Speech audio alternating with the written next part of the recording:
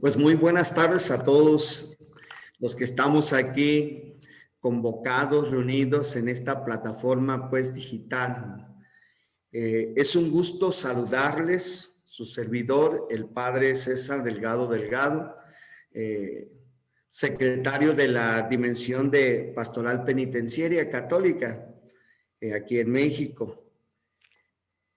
Deseando estar atento a todos ustedes, con gusto, para dar el espacio y la palabra a nuestros participantes, los estimados participantes que son todos ustedes.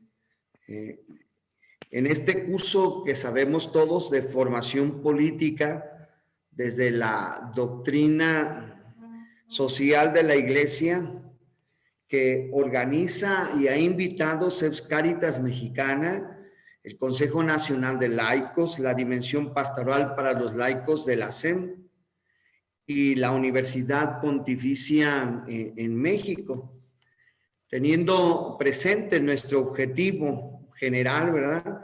Que es formar para incidir sociopolíticamente, logrando un proyecto, ¿verdad? Local, ya sea parroquial, ya sea diocesano, para el bien común, en una de las 8 dimensiones de la Seps Caritas, con vista a la toma de decisiones políticas electorales del 2021 y así fortalecer la participación social, no ceñido a un periodo electoral, como muchos de nosotros ya sabemos, sino de manera transversal, pastoral, para promover el diálogo, el aprendizaje, la acción, en la participación pues política, en la construcción ciudadana, en la promoción de la paz, de la política y del desarrollo. Pues bien, no sé si se esté escuchando con claridad los aquí presentes. Bien, gracias, Padre Rogelio. Está Sí, con te escucho. nosotros nuestro secretario de la comisión, Padre Rogelio, está aquí con nosotros, como siempre. Sí. Bueno, pues tengo la gran oportunidad de presentar a nuestro ponente en esta ocasión, que nos compartirá, nos expondrá un tema álgido, ciertamente álgido, pero muy interesante, consideramos, pues, en su número ya 18, sobre la verdad, mentira y corrupción política. ¿Cómo ven este tema? Demasiado interesante, no menos ni más que los demás. Y así está con nosotros el maestro licenciado Jorge Luis Ortiz Rivera. Por ahí sí lo... Acá presente. Ah, mire, mucho gusto. Estamos para servirle, estoy para servirle en ese interlocución de esta plataforma. Gracias, maestro licenciado Jorge Luis Ortiz Rivera, contando con una riqueza de experiencia profesional como maestro de filosofía y crítica en la cultura por la Universidad Intercontinental, también maestro en educación por la Universidad Tecnológica de México, el diplomado experto en pastoral de la salud por CELARE de Bogotá, Colombia, licenciado en filosofía por la Universidad Intercontinental, miembro de la Academia Mexicana de la Lógica de la Sociedad Filosófica Mexicana y de la Academia Diálogo, Ciencia y Fe, diplomado en tecnologías en el área educativa, en tecnología digital y educativa, columnista estable del Boletín Guadalupano, de la insigne y nacional de la Universidad Intercontinental, docente invitado de la Universidad Pontificia de México y catedrático del Instituto Franciscano de Filosofía y Teología. Como ven, estamos en muy buenas manos para este interesante tema, verdad, mentira y corrección política. Con nosotros el maestro licenciado Jorge Luis Ortiz Rivera. Muchas gracias por estar con nosotros. Muchas gracias, padre, muy amable. Muchas gracias aquí a los hermanos aquí presentes que se dan el tiempo de a las 6 de la tarde de un lunes, cuando ni las gallinas ponen, de ponernos nosotros a pensar y a reflexionar, ¿no? Pues muy amables, me ha invitado el maestro Víctor Chávez a través del Consejo Nacional de Laicos y he estado compartiendo esta serie de pláticas con varias diócesis y ahora me toca, según me dijeron, con Cáritas, ¿verdad? Con los asuntos de Cáritas. Oí que el padre César es de la Comisión para la Pastoral Penitenciaria. De Así es. alguna manera me siento allegado a ello, pues muchos de mis alumnos han sido de la Orden de la Merced, que son Bien. tienen el carisma de la atención penitenciaria, pues entonces como que me siento como en casa, ¿no? Además, Feliz coincidencia. feliz coincidencia, así es. Y yo tengo atrás un fondo de una fotografía de mi universidad, primero porque es muy bonita, imagínense un bosque, y segundo porque en casa están haciendo obras, así que ahorita no estaban como para demostrar mi parte trasera de la casa, porque ustedes saben que cuando hay obras, todo se pone entarantinado, decían en mi pueblo, ¿no? Pero bueno, vamos a empezar. Me han encargado que les platique, decía el padre, de verdad, mentira, política y corrupción. Vamos a tratar de ir definiendo estos conceptos, porque a partir de los dos primeros, política y verdad, salen los contrarios, mentira y corrupción. Y yo creo que es muy interesante porque a partir de ellos podremos saber qué es lo que le estamos pidiendo o qué es lo que le debemos pedir a nuestros representantes.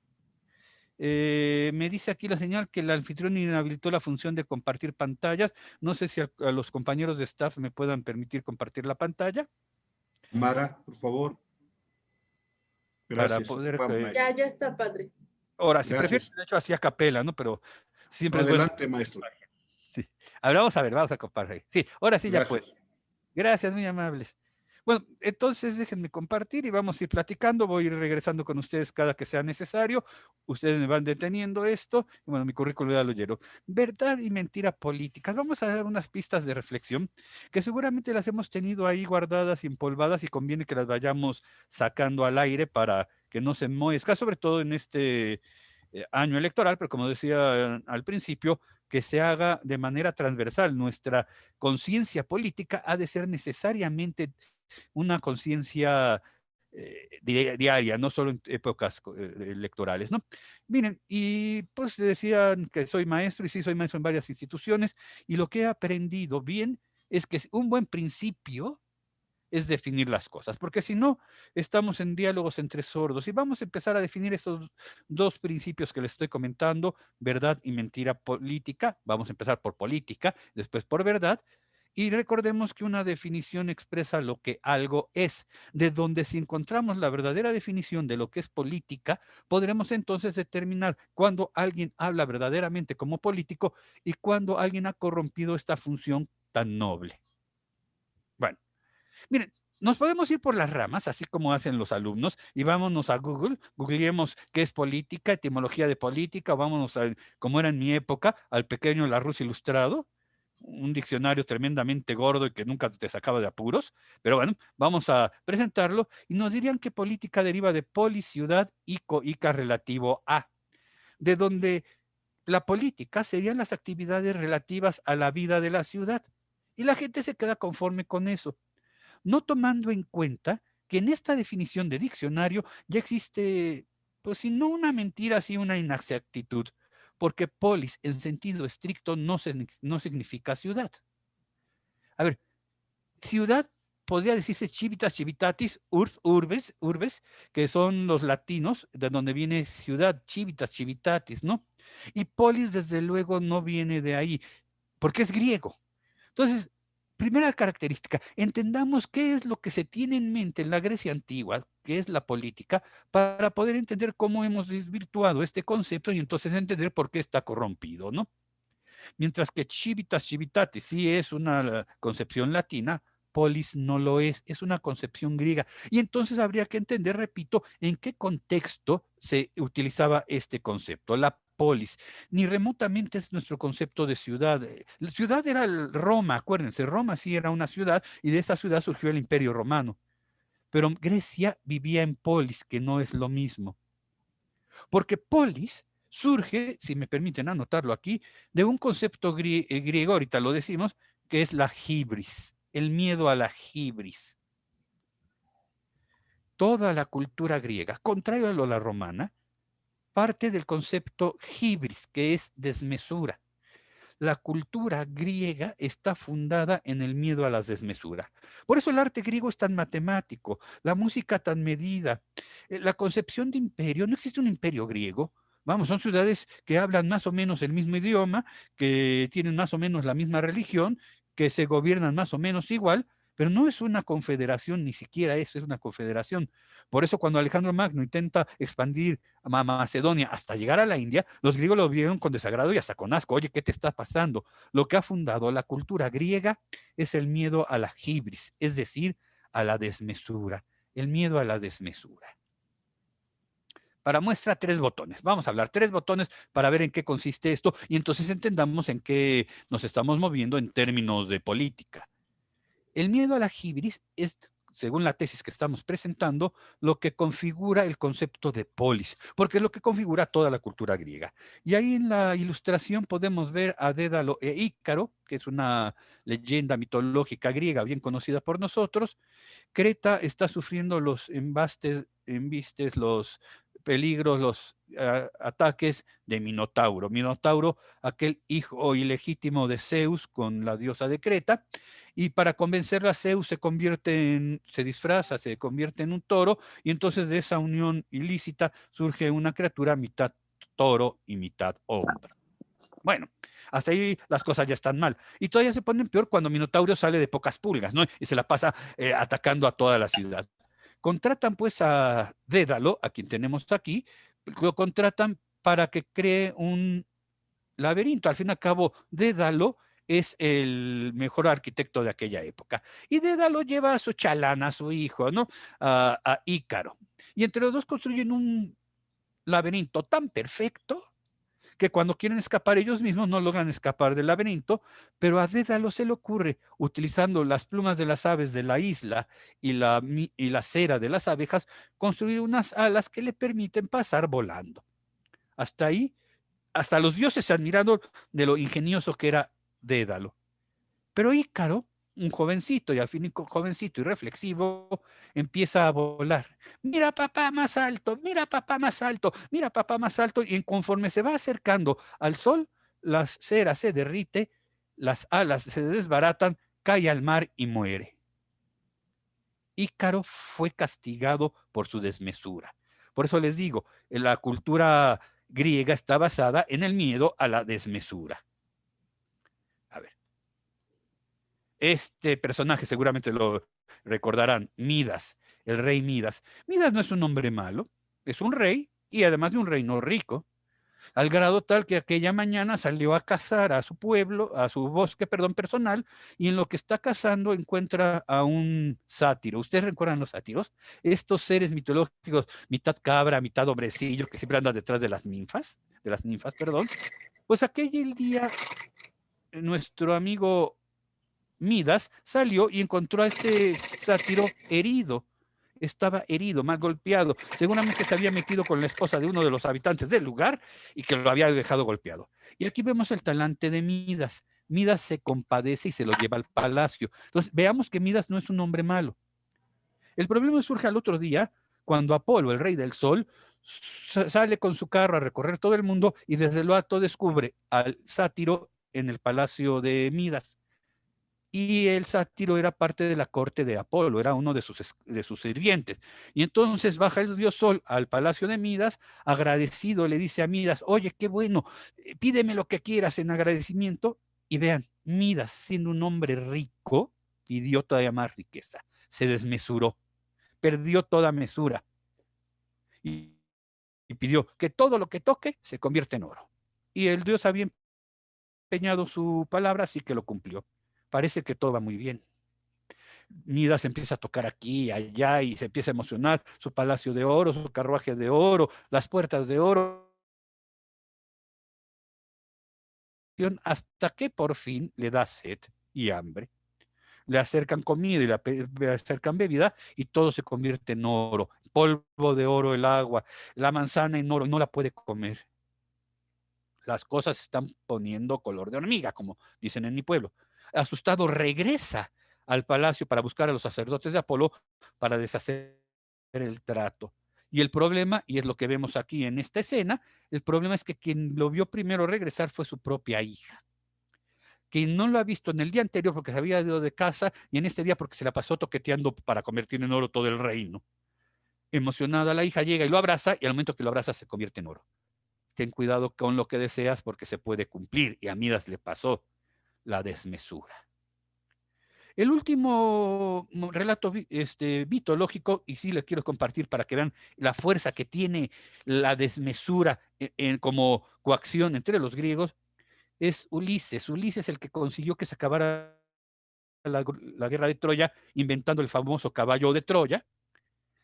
Y los dioses hasta ahí no hicieron gran cosa. Al fin y al cabo van a rescatar a Helena, porque el esposo la cree secuestrada por París. Entonces, que vayan y rescaten a Helena. Llegan, se meten a hurtadillas, ustedes conocen la historia del caballo de Troya, y el problema es la desmesura de Ática, de los griegos. En cuanto están dentro de Troya, no solo van a rescatar a Helena, terminan matando y destruyendo y quemando toda la ciudad de Troya. Todos son castigados, excepto los hombres de Ulises, quien tiene que regresar a su tierra después de 10 años para ver a su esposa Penélope. Y empieza a viajar de isla en isla y de repente se encuentra con la isla de los Cíclopes. Y en la isla de los Cíclopes está uno de muy mal genio, Polifemo, que a duras penas lo convencen para que lo dejen aterrizar, bueno, amarizar ahí, y les dicen, nada más no se metan con mis cabras, con sus ovejas, ¿no? Los hombres llevan meses en el mar y tienen ganas de carne. Dicen, en un rebaño tan enorme, ¿qué tanto es tantito, no? ¿Qué tanto es una? Empezamos a hablar de corrupción, empezamos a hablar de no hacer bien las cosas. Y los hombres de Ulises mataron una cabra y la cocinaron, nada más descarados, ¿no? La ponen a cocer al fuego, lógico que Polifeno huele la carne de la cabra, empieza a montar en cólera, recupera a todos los griegos, los encierra en su cueva y dice, ustedes se comieron mis cabras, yo me voy a comer a cada uno de ustedes uno cada noche. Y así empiezan a cabrar. La diosa Ariadna le había regalado a Ulises el vino de ambrosía, y entonces en estar ahí tratando de salvar a los suyos, Ulises le da el vino a Polifemo, que nunca lo ha probado, y entonces se emborracha y cae dormido. Logra conseguir con el mástil del barco sacarle el ojo al gigante y lo deja ciego. Polifemo, cuando había llegado Ulises, le había preguntado, ¿cómo te llamas? Y Ulises, nada tonto, le dijo, me llamo Nadie. Y entonces cuando está sangrando, porque ya está ciego, porque solo tiene un ojo los cíclopes, y ya tienen el mástil ahí encajado y empieza a pedir ayuda a sus hermanos, hermanos, ayúdenme, nadie me ha hecho daño, nadie me ha herido, nadie me ha dejado ciego, pues lógico que sus compañeritos, sus hermanos cíclopes lo tiran a lo, ay, ya duérmete, sigues borracho, ¿no? Porque nadie te ha hecho nada. Y así logran los hombres de Ulises, los que quedaban, llegar al barco y salir huyendo. Cuando se siente seguro, y aquí viene el pecado de Ulises, Ulises se voltea en la proa y se vuelve hasta Polifemo y le dice, en un desplante de orgullo, sábete que Ulises te ha hecho esto. Error. Ya estaba vencido el enemigo. Hasta en la guerra los espartanos sabían que si ya no había armas en la mano, se les perdonaba la guerra a los vencidos. Cíclope está vencido y en un desplante de soberbia, no fue mesurado Ulises, le dice, Ulises te ha hecho esto, para que te duela, ¿no? La historia la conocen ustedes, ¿no? Cíclope se calma y con voz muy baja le dice, papá, véngame. Y resulta que el papá de Polifemo era Poseidón, el dios del mar, y Ulises, por este desplante, tardó otros 10 años en regresar a su casa. 3 ejemplos, podríamos inundar esto de puro ejemplo, pero no es el plan estar hablando de mitología, en donde vemos en qué consiste el miedo tan tremendo que los griegos tienen a la desmesura. Ustedes se preguntarán, bueno, pues yo no vino a hablar de mitología, ¿esto qué tiene que ver con la Navidad? ¿No? ¿Esto qué tiene que ver con la magnesia? Bueno, es que aquí viene el punto. Porque toda conformación cultural griega entonces refleja este miedo a la desmesura. Acuérdense. Entendiendo esto, entonces podemos sacar nuestras primeras conclusiones. El político, en sentido estricto, es aquel que se dedica a las cosas del espacio público, pero que sobre todo busca la mesura. Ese sería nuestro primer acercamiento a lo que debemos exigirle a un buen político. Es el que busca la mesura. Nada de más riqueza, nada de más poder, nada de... A ver, el verdadero político es el que busca el justo medio, como lo diría Aristóteles, aquí lo tenemos abajo, la tecné politiqué dicha por Aristóteles. Porque la virtud es el justo medio, ni tanto que geme al santo, ni tanto que no lo alumbra, al menos la virtud moral, la virtud que se trata de la acción con los demás. De donde que el arte político, y vean cómo se define arte político, tecné politique, es el grado más alto de eticidad entre los griegos. El grado más alto de eticidad. Qué lejos estamos de los griegos, ¿no? Lo que caracteriza a un griego es precisamente que es el ciudadano más ético de esa ciudad. Porque sobre la búsqueda del bien personal se encuentra para el griego la búsqueda del bien común. De donde entonces, dentro de la visión griega, y por eso les decía, no nos vayamos con la finta de que política viene de ciudad, y bueno, de polis, y polis significa ciudad porque no es verdad, el concepto de ciudad sí es diferente entre los romanos. Pero entre los griegos, político es todo ciudadano. Entonces vamos a empezar por ahí. Si queremos ver nuestra acción política, queremos descubrir si es verdadera, recordemos que todos somos políticos. Además, el fin de todo político ha de ser buscar el bien común. Creo que una de las primeras características que tendríamos que poner como las antenitas de vinil del Chapulín Colorado, así como alerta, es si lo que vemos es que lo que está siendo determinado político es más bien para beneficio de unos, de un partido político, de un grupo, y lejos de formar comunidad, porque era el bien común, forma facciones. Los fifís y los chairos, empiecen a ver por ahí las cosas, ¿no? Porque entonces estamos ante alguien que está pervirtiendo la esencia misma de la política. La esencia misma es crear comunidad y buscar el bien común. ¿Cómo se busca? Puede ser por una sola persona, dicen los griegos, por varias o por toda la sociedad, monarquía, aristocracia o democracia, eso es lo de menos. Lo importante es que se busque el bien común. La política, el político es la concreción de nuestra naturaleza humana. Politikon zoon. El hombre es un ser político por naturaleza. No encuentro mi perfección sino en el ejercicio comunitario, en el ámbito público de las acciones que deben ser determinadas por todos. Y finalmente, anotémoslo, no se deja guiar por la ibris, que dijimos que quiere decir desmesura. No hay desmesura en un político. Aquí tendríamos la radiografía perfecta de lo que sería ser un político. El político ha de tener estas 4 características. Ok, ya quitamos el primer prejuicio, ¿no? El primer prejuicio es que política viene de ciudad, no es cierto. Viene de polis y la polis le tiene miedo a la ibris. Luego la acción política es la acción en el espacio público que busca la no desmesura, es decir, que busca el equilibrio justo de las cosas. Hasta aquí, mis queridísimos hermanos, ¿vamos bien? ¿Me regreso? ¿No los he aburrido? ¿Vamos bien? ¿Todo correcto? Okidoki. Entonces vamos al siguiente prejuicio. El siguiente prejuicio no es menos importante. No sé por qué, de un tiempo para acá, yo estoy hablando de 500 años para acá, parece que política y poder van de la mano. Y en realidad no es así. Política y poder en su origen no iban de la mano. Acuérdense que era el ejercicio público entre mis conciudadanos, entre mis cosmopolitos. Sin embargo, este prejuicio de que política y poder van de la mano hacen que muchas personas hambrientas de poder y por lo tanto ajenas al miedo a la ibris se lancen de político.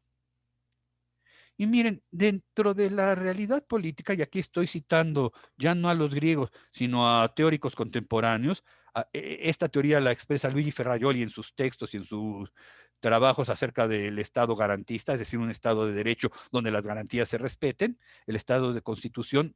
Luigi Ferrajoli, se los recomiendo que lo lean por ahí, habla de que, bueno, veamos ya me hice bolas, creo que sí. Déjenme salir porque yo ya me hice bolas, algo moví que yo mismo me espanté.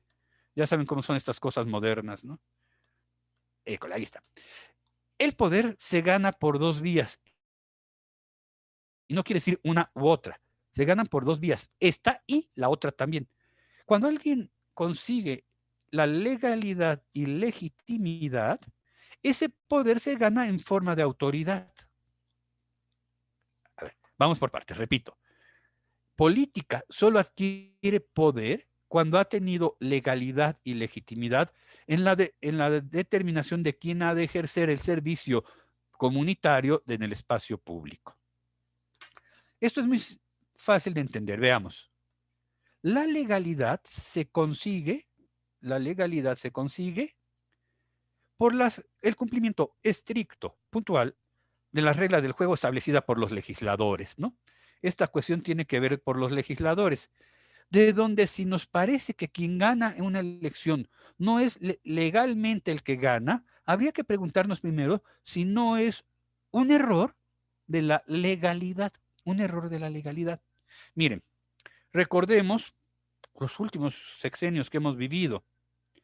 No sé, Felipe Calderón, Enrique Peña Nieto, Andrés Manuel López Obrador, y recuerden que con ser de que mayoritariamente ganó ahora sí López Obrador sin ningún lugar a dudas, habría que preguntarnos si eso es lo correcto, porque sí, legalmente ganó, porque desgraciadamente en México gana el que tiene más votos, que no quiere decir que gane el que tenga mayoría. No sé si me entienden la diferencia. Si nos vamos a los anales de la política, veamos por cuánto ganó López Obrador, 38%, algo así, de los que votaron. O sea, todavía el gran ausentismo que hubo, entonces este 38% no es ni el 38% de la población que tiene derecho al voto. Pero suponiendo que hubieran sido todos, el 38% nos supone un 62% de personas que no lo quieren. Y sin embargo, asume el poder. Prácticamente era lo que él decía en los sexenios anteriores, ¿se acuerdan? Voto por voto, casilla por casilla, porque en realidad sabe que en México gana el que tiene más votos, aunque sea por uno. El problema de esto es que se consigue legalidad, pero ¿se acuerdan que había otra palabrita? Legitimidad, quién sabe. Ciertos países más desarrollados en su democracia apuntan a una segunda ronda de elecciones. Ok, primero son 6 candidatos y después ninguno adquirió la mayoría absoluta, entonces escogemos a los dos últimos, a los candidatos que tengan más votos y ahora sí todos votamos por estos dos candidatos para ver quién tiene la mayoría, ¿no? Esto supone pues un gasto extra y nuestro sistema electoral, no sé cómo somos un país del tercer mundo, si nuestro sistema electoral es el más caro de todo el planeta. Ninguna elección sale más cara, ni en Estados Unidos ni en Europa, que la de México. No, y entonces, estar pensando en una segunda ronda de elecciones supone mucho dinero, pero sería muy interesante, porque si yo garantizo con la legitimidad que además la mayoría lo acepte, entonces ya viene la legitimidad y el tránsito de poder a autoridad se da así, como en mantequilla, suavecito.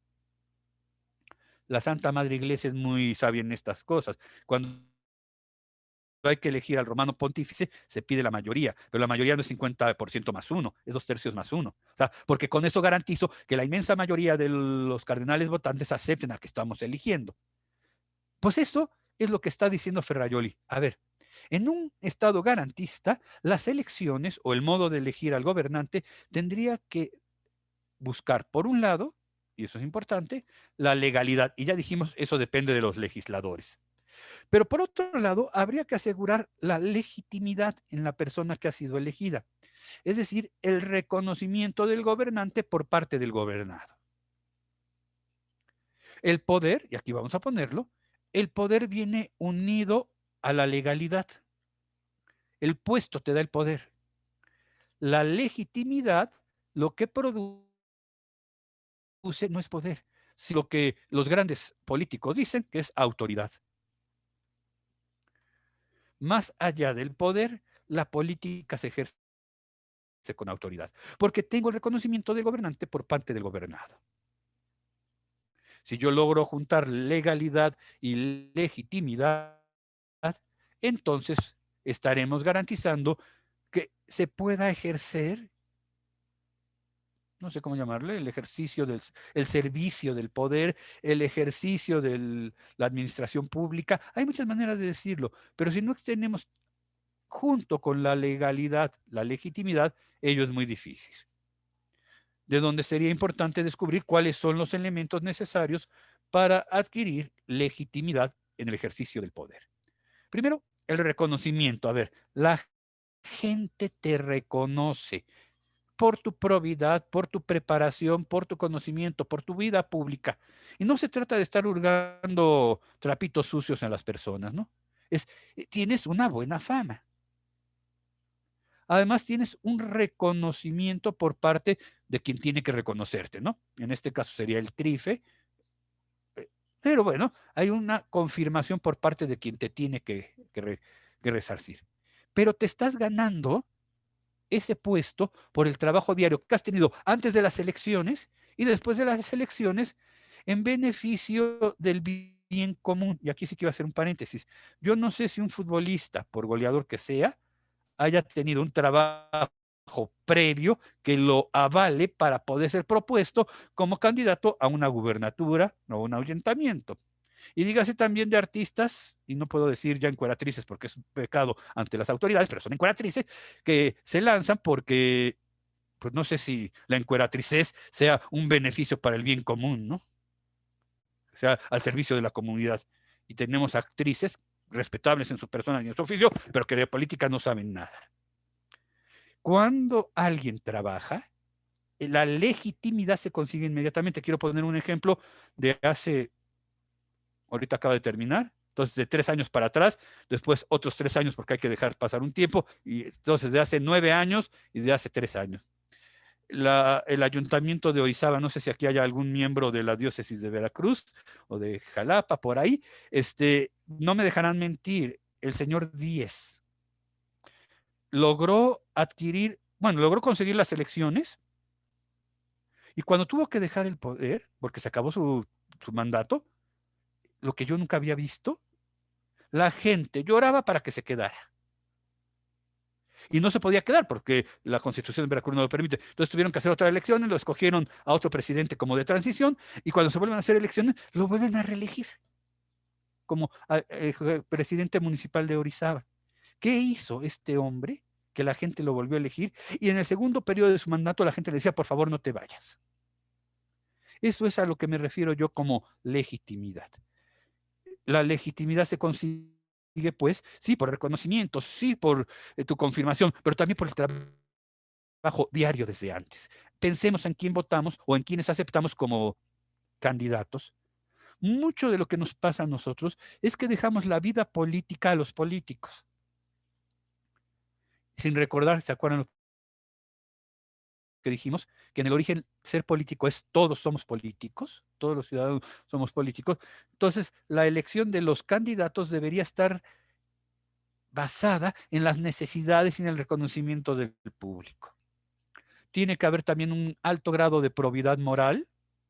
Repito, no se trata de estar buscando trapitos al sol, pero que se le reconozca, y debe tener conocimiento, pues es lo que se tiene que conocer: administración pública, ciencias políticas, derechos, yo no sé qué, pero aunque si bien es verdad que todos tenemos voz activa y pasiva en México para ser votados y votar, también es verdad que si ponemos a Juan de las Cotonas en la Cámara de Diputados, ni se va a enterar lo que implica el movimiento legislativo.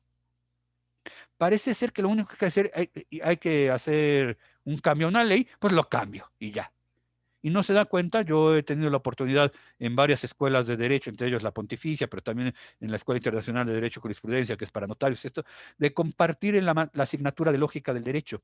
Y cuando hablamos de lógica del derecho y entendemos al derecho como un sistema, nos damos cuenta que si cambiamos un apéndice de la ley o una letra del inciso B, por ejemplo, entonces el sistema entero colapsa porque empieza a haber contradicciones. O sea, no es nada más de, ay, porle, quítale, bórrale, aumentale. Es qué implica que yo diga que la ley que venga. Porque entonces en un sistema de derecho, porque es un sistema, si, y la sistema, imagínenselo como una red, si yo jalo un punto de la red, un nudo de la red, se jala toda la red tarde o temprano. Bueno, si tú eres líder sindical de los pepenadores de Tuyelhualco, perdóname, mijito, pero no creo que logres captar estas sutilezas políticas. Y eso no es despreciar a la gente de la administración pública. No termino de pagar mi tarjeta de crédito, ustedes que van a creer que voy a pagar la deuda pública, pues mucho menos, ¿no? Pero preguntémonos, proponemos como candidatos, ¿O votamos por el mejor candidato, el candidato mejor preparado? Yo aquí sí no le quiero echar pestes a mi presidente, pero oye, que el 80%, el 73% de tus materias las hayas pasado por extraordinario, no sé si te hace especialmente virtuoso para ser presidente de la República. Ahora, también es verdad que no todo el que saque 10 en la carrera es una buena persona. Bueno, hay que irlo midiendo, por eso con la probidad, con el conocimiento, con la confirmación y finalmente con el mérito. He trabajado por mi comunidad. De diferente manera, en el trabajo diario, en que yo sí no dejo la basura en la esquina, en que yo sí pago mis impuestos, en que yo sí puedo, ándale, en que sí he votado. No me abstuve de votar en las últimas elecciones porque, ay, todas son igual de maletas. En todo eso se va ganando el mérito para después ser votado. ¿Se dan cuenta? Si políticos somos todos, todos habremos de ejercer el ejercicio de la actividad pública en el espacio público en lo que nos corresponde. La idea de, y los padres no me dejarán mentir, de que quien tiene que rezar son los curas. Aquí en México me encanta la religiosidad popular, ¿no? Es maravilloso. Llevo a la Virgencita a oír misa, o sea, llevo mi imagen de la Virgen, o llevo a San Judas a oír misa, y ya después yo me salgo mientras a la feria en lo que San Juditas está oyendo misa. Bueno, si mi mentalidad así se pasa a la política es, pues yo ya voté, que se hagan bolas, a mí para qué me llaman. Parte de tener un buen gobierno es estarle pidiendo cuentas, no al final. Desde el principio, oye, ¿cómo vamos a trabajar? Que hay que seguir y no desentendernos. No sé por aquí, hermanos, si ya los enredé, o vamos bien, si vamos bien, porque viene la otra parte que está todavía más peliaguda, ¿no?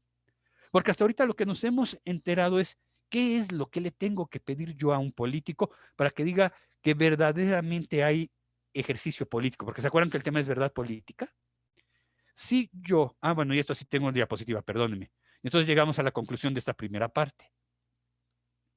Pero, vean, si el obrar ético se separa de la política, es la primera condición, acuérdense los griegos, la política es el más alto grado de eticidad, pero si yo separo la ética de la política, ay, ya sabes que para la política, pues móchate, ¿no? Ya sabes cómo son aquí las cosas, ¿para qué te haces? Ya sabes cómo se arreglan las cosas en México. A ver, si yo separo lo ético de la política y la búsqueda del bien común se cambia por el bien individual o el bien de mi grupo nada más, entonces, vean, la política se convierte en búsqueda de poder. Quien entienda que se lanza a una candidatura para tener poder, quien comprenda que hay que tener votos y hago coaliciones porque no puedo perder el poder económico, se están olvidando que hay que juntar la ética con la política y el bien común sobre el bien individual. Porque entonces sí, si estos dos elementos se rompen,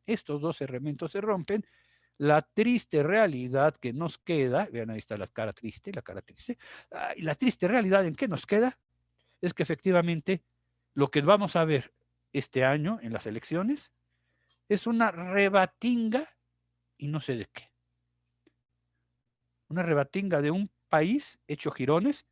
Y bueno, pues si a la túnica sanguinolenta de Cristo también la hicieron jirones, ¿qué más da que nosotros hagamos jirones el país que ya tenemos? Separar la ética de la política es corrupción. Buscar el bien individual sobre el bien común es corrupción. Y por eso cuando me invitaron a trabajar, a platicar con ustedes, a compartir estas ideas, verdad, mentira, política y corrupción, es que debemos entender que cuando nos separamos de los orígenes, estamos pervirtiendo lo que surgió como una buena cereza del pastel de la humanidad. La humanidad con los griegos había aprendido a hacer política. La política se convirtió en hasta llegar a lo que estamos viviendo nosotros. Hordas asaltando capitolios, hordas destruyendo monumentos en Ciudad de México, católicos teniéndose que poner de rodillas por todo Madero en Ciudad de México para evitar que se profanen las iglesias. Y a eso le llaman democracia. Eso le llaman Estado libre, libertad de expresión. Hay una perversión, hay una perversión. Estamos buscando el bien individual sobre el bien comunitario. Y habría que ver si la medida que lo estamos haciendo es así. Primer punto. Ya aprendimos lo que es política. Podemos pasar a lo otro, podemos pasar a la verdad, porque eso está todavía más difícil. Al fin y al cabo, ¿se acuerdan que la primera vez que íbamos a saber qué es la verdad, el interesado se quedó callado y utilizó su derecho a no contestar? Quid veritas est. Y todo el mundo, todos los filósofos experimentándose, buscando en el Evangelio qué responde Jesús, y se queda callado. Pero vamos a tenerle que buscarle por aquí qué es la verdad. Bueno, la verdad, vamos a empezar. No es una manera fácil de entender lo que sea la verdad. Es un reto que tengo yo ahorita en los minutos que me quedan. Ahí tenemos bastantes. Entender este fenómeno de lo que es la verdad. Pero podemos empezar por separar tres acepciones de verdad. La acepción ontológica, la acepción lógica y la acepción moral. Y ustedes dirán, oye, ¿esa me va a servir para la política? Sí, dame chance, espérame tantito. Sí te va a servir para la política. A ver, hay cosas que se nos imponen con verdad ontológica, es decir, la adecuación entre un ser y su esencia, verdad ontológica, adecuación entre un ser y su esencia. Ahorita regresamos. A ver, no se me espante por las palabras que decimos los filósofos. Existe verdad ontológica cuando se aparenta ser lo que se es. Porque si tú aparentas ser lo que no eres, no hay verdad ontológica. Ejemplo 1. Vamos al teatro y estamos viendo el libro de la selva y de repente sale el oso Balú. El oso Balú gruñe. El oso Balú aparenta ser oso, pero no es verdadero oso, no es un oso ontológicamente verdadero, porque no tiene esencia de oso, es un actor vestido de oso. Segundo ejemplo. En el siglo XIX, XVIII, XIX, en las colonias que habían sido de Inglaterra, en lo que ahora es Estados Unidos, el incipiente Estados Unidos, se corre la voz que en las costas de oeste, es decir, en California, en toda esa región, hay tanto oro que hasta se puede recoger en los ríos con platitos, el origen de los gambusinos. Y eso provocó que caravanas y caravanas salieran de las 13 colonias, poblaran lo que es Estados Unidos hasta llegar a la costa del Pacífico, y se llevaron una gran decepción. La mayoría murió engañado, no había oro. Lo que había era pirita, un mineral que parece oro, brilla como oro, se ve como oro, pero ¿qué crees? No es oro. Ahí ese oro no es oro ontológicamente hablando. Bueno, hay cosas que se aceptan como verdad ontológica. La realidad se te impone. Hay cosas en las que no podemos dialogar. A ver, la naturaleza no se dialoga. No se dialoga. Y entonces, perdónenme, tengo amigos que los quiero mucho de la comunidad LGBT que salen con la cantinela de, es que yo soy un hombre encerrado en el cuerpo de una mujer y le digo, mi hijo, morirás engañado. Y más si te atreves a mutilar tu cuerpo. Porque lo que te distingue como hombre o mujer es la naturaleza, y la naturaleza está dada por la carga genética. La carga genética XY o XX no se discute. Sobre eso no se discute. Ya sobre los derechos, esto podemos dialogar. Pues ahí no nos vamos a pelear y no vamos a dejar a nadie afuera del reino de los cielos. ¿Quiénes somos nosotros? Que sí, pero sobre hay ciertas cosas que no se discuten. Y esa es la verdad ontológica. Hay otras cosas que es producto de la mente humana. Y ahí tenemos la verdad lógica, la adecuación entre la mente y la realidad. Si tú piensas que el suéter del expositor es rosa mexicano, oye, mijito, necesitas ir a un oculista porque así no son las cosas. Si tú piensas que hoy es Viernes Santo, oye, tú estás mal. No hay una adecuación entre lo que tu mente dice y la realidad. Y hay cosas que se tienen que trabajar así, las verdades científicas.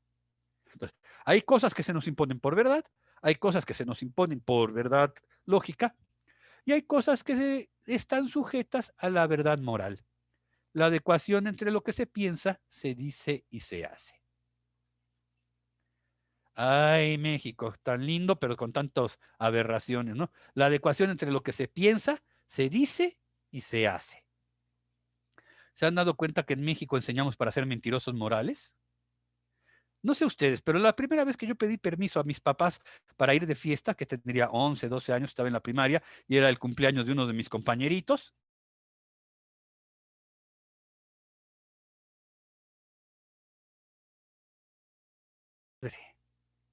vas a ir a casa ajena.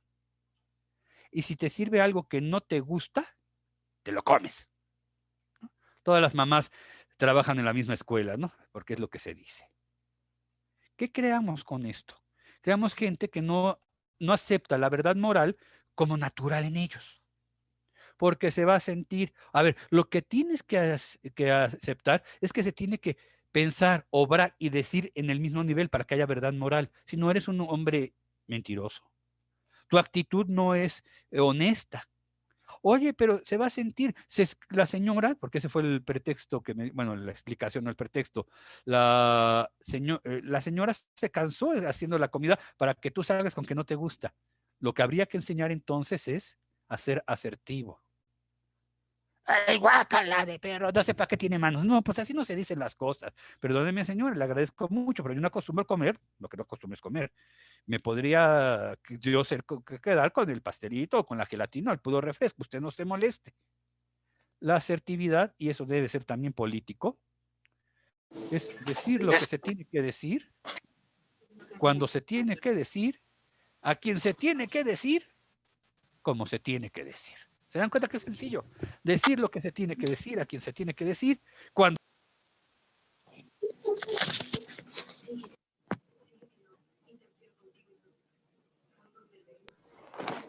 Creo que ya no les gusté porque ya me silenciaron. Aquí está. Ah, no, ya recuperé el sonido.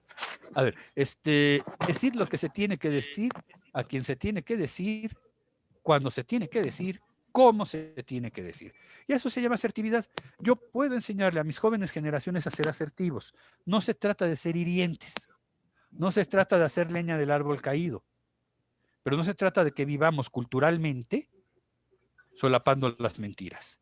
Y la mentira moral mucho menos, porque nosotros dijimos que el político es el grado más alto de eticidad. Entonces, lo que le va a corresponder al político es precisamente la verdad moral, que se comporte como dice y como actúa, como piensa.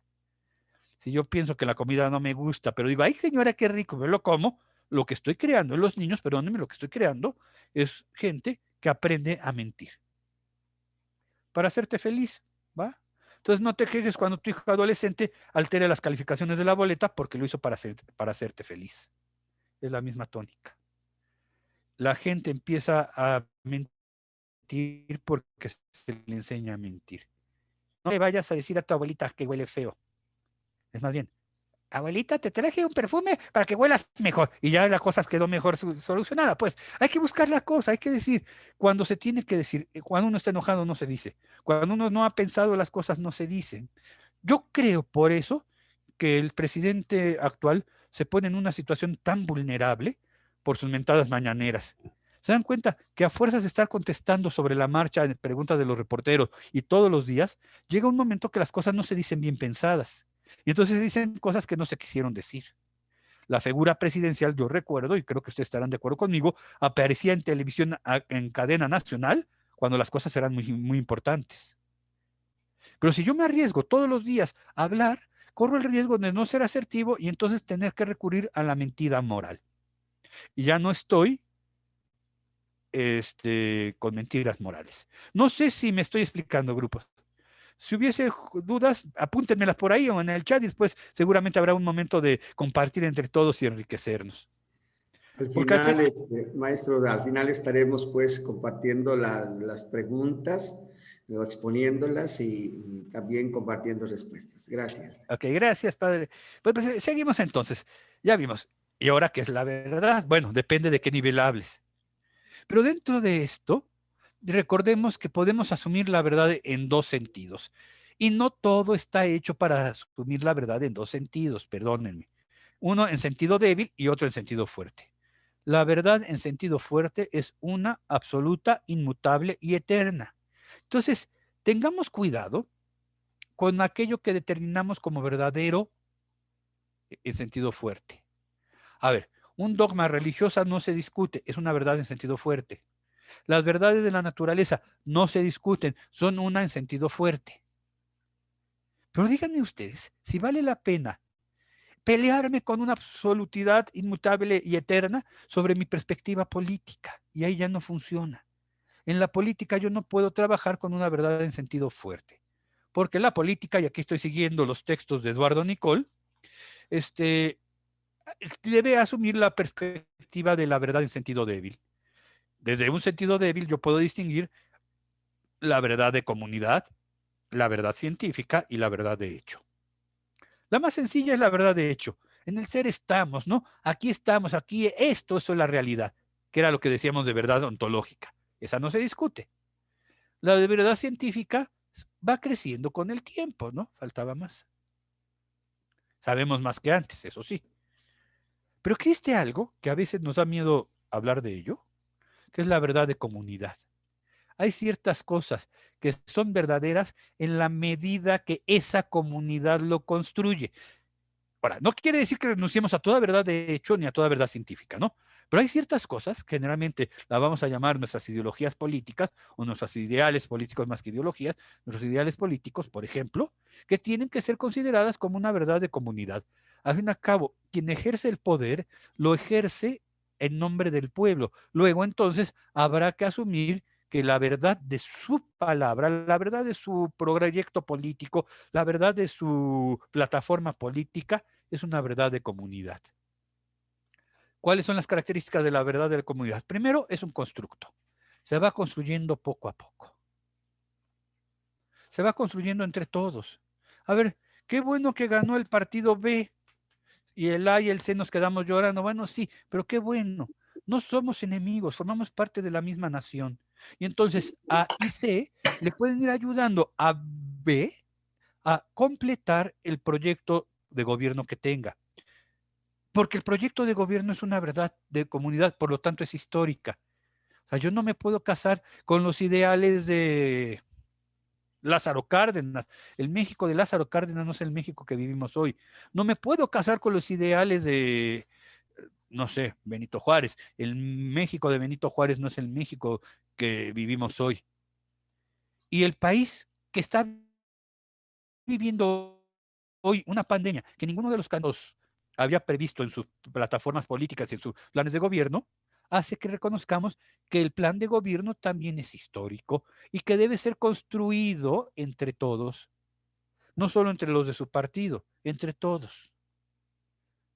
Porque toda construcción humana es perfectible, de tal manera que yo puedo demostrar que sigo siendo el gobernante, que soy un buen gobernante, que tengo calidad de líder, pero oír las necesidades históricas de mi pueblo que me ayudan a construir un proyecto político que es mutable.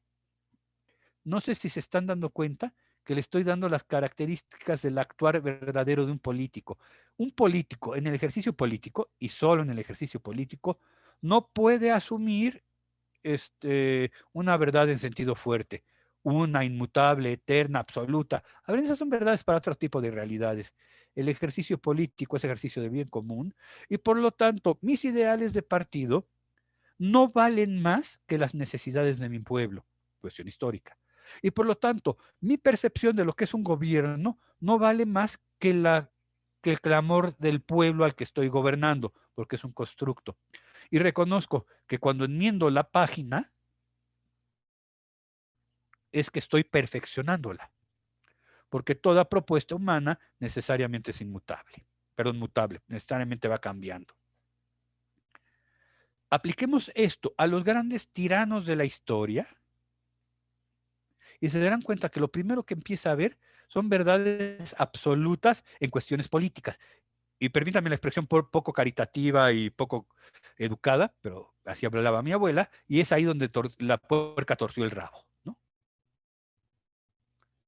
Porque efectivamente, si mi verdad es absoluta, inmutable, eterna, estoy a una pestañita de hormiga de ser un tirano. Todos los que no abogan, y es que lo he oído y tengo tanto miedo en este país, todos los que no abogan por la cuarta transformación son unos traidores a la patria, son unos conservadores, o yo no soy conservador si no abogo a la cuarta transformación. Entonces tú eres un... A ver, estamos descalificando porque el proyecto de nación lo estamos poniendo como un proyecto único, absoluto, inmutable y eterno. Y la política no funciona con verdad en sentido fuerte. La política funciona con verdad en sentido débil, constructo, histórica, perfectible, inmutable. Si yo como gobernante, como diputado, soy capaz de volver a oír a aquellos que me dieron su voto para llegar a donde estoy y ver si las decisiones que se han ido tomando en el ejercicio del poder, si han ido beneficiando, y no a un grupo, porque aquí parece que trabajamos por grupo en la República Mexicana, y no importa que pare a 18 millones de personas, me planto en el periférico 12 familias porque quiero agua, porque no busco el bien común, seguramente el gobernante podrá, en ese caso, poder ir haciendo los ajustes a sus respectivos planes de gobierno y entonces descubro que es un verdadero líder, porque el líder escucha. El que tiene autoridad, ¿se acuerdan que habíamos dicho poder contra autoridad? El que tiene autoridad no ejerce el poder, no descalifica, no crea facciones, no crea a gente sin voz. Michel Foucault, un filósofo, hablaba del manejo del poder y decía que si tú quieres saber cuándo hay un Estado absolutista, te preguntes primero si hay palabras prohibidas, si alguien tiene la pretensión del poder o si alguien te divide al mundo entre cuerdos y locos. Y el problema es que cuando los micrófonos escuchan frases que descalifican a unos por el simple hecho de defender sus ideas y ya no se les escucha porque eso está en contra de nuestro proyecto político, entonces estamos descubriendo que esa persona no está trabajando con verdad política. Otra manera de corrupción política. Sí, pedir dinero es corrupción política. Sí, llevarse una mochada es corrupción política. Pero también es una corrupción tremenda al ejercicio del poder político el que yo no pueda escuchar a aquellos que tengo como subordinados, como gobernados, como miembros que me llevaron a donde estoy como representante popular. La verdad política no ha de ser verdad en sentido débil. Y por lo tanto habremos de renunciar, y ahí está lo difícil, porque no solo en México, es una cuestión humana estar luchando contra eso, en creer que mi manera de ver el mundo es la única y exclusiva. Acuérdense, hay cosas de verdad ontológica y ahí no me estoy metiendo. Hay cosas dogmáticas y ahí no me estoy metiendo. En cuestiones del espacio público. En cuestiones del espacio público. Y el espacio público atañe a todos. Y entonces, en aquel espacio donde atañe a todos, yo también tengo derecho a hablar porque la verdad se va construyendo poco a poco.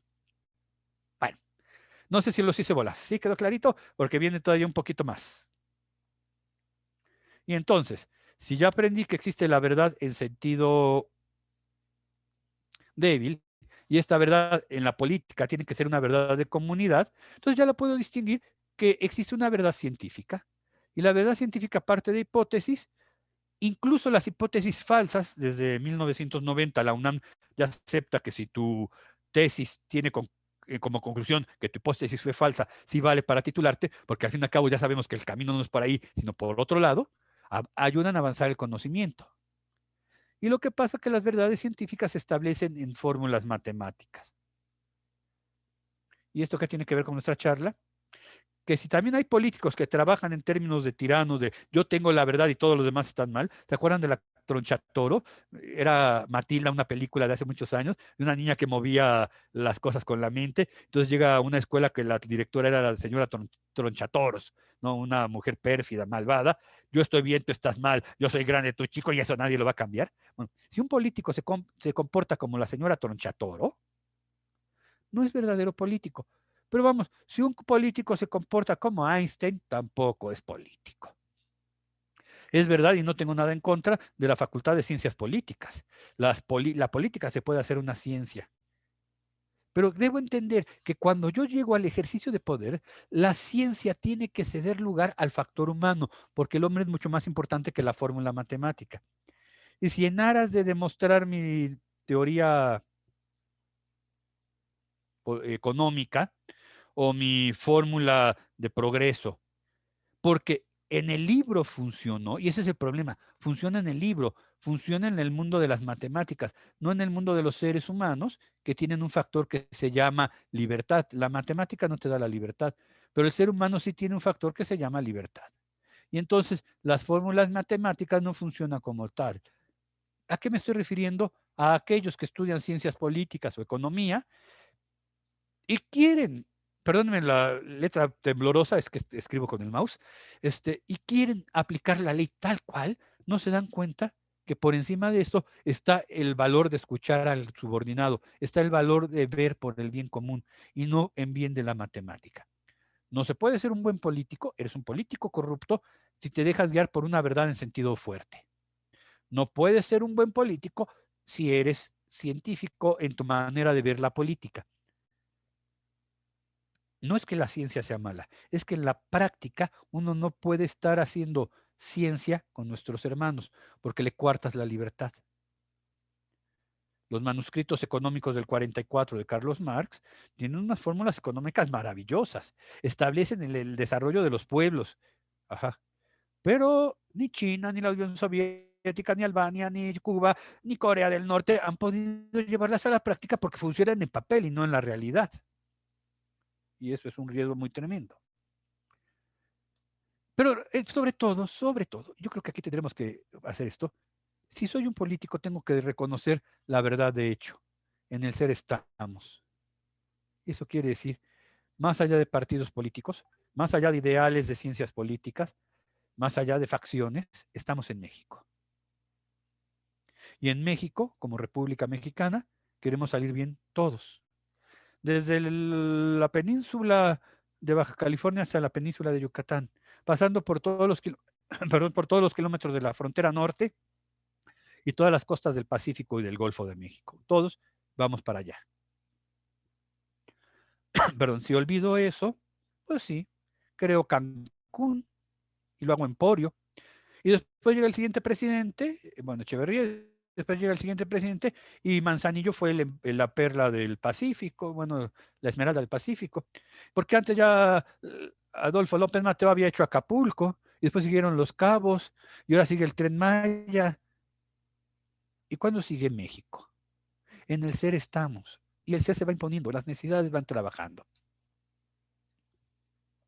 Hay que tener cuidado. Hannah Arendt, que es una pensadora interesante, habría que estudiarla. No se la recomiendo con tanta tranquilidad como a los otros, porque tiene su previo, digamos. Hannah Arendt escribe muy bonito, pero si ya entendiste un poco de la fenomenología de Husserl, pues. Pero tiene un texto interesante en Verdad Política y Verdad, en donde ella dice que, bueno, no es posible pensar que un político quiera hablar con verdad. Y ahorita vamos a ver por qué. Porque el lugar de la acción política es el espacio público. Y por definición el espacio público es libre, espontáneo y contingente. Luego entonces, si era proponer la verdad en el espacio público, sería atentar contra la libertad propia del espacio público. Bueno, eso es lo que sostiene Hannah Arendt, ¿no? Pero hay que ver en qué términos los dice.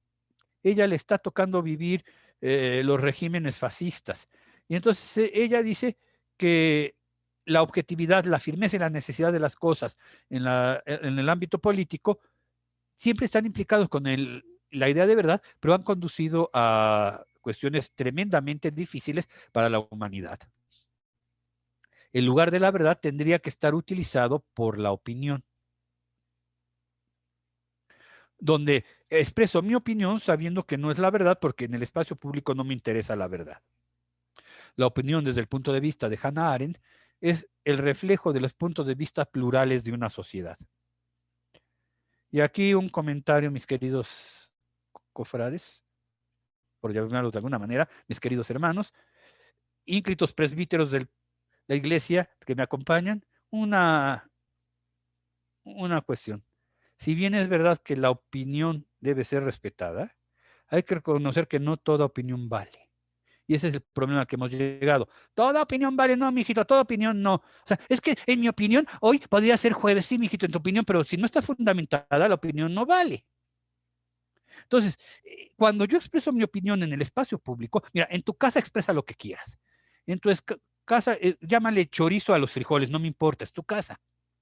Pero cuando estamos en espacio público, en aras de entendernos, la opinión tiene que estar fundamentada.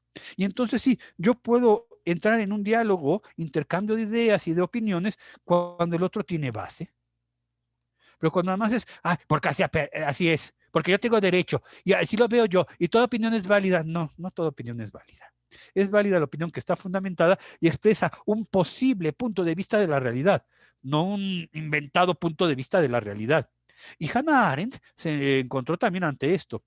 Aunque la opinión expresa el reflejo de los puntos de vista plurales, si yo no le pido condiciones a la opinión, entonces cualquier opinión vale. ¿Y saben qué? porque ninguna tiene fundamentos.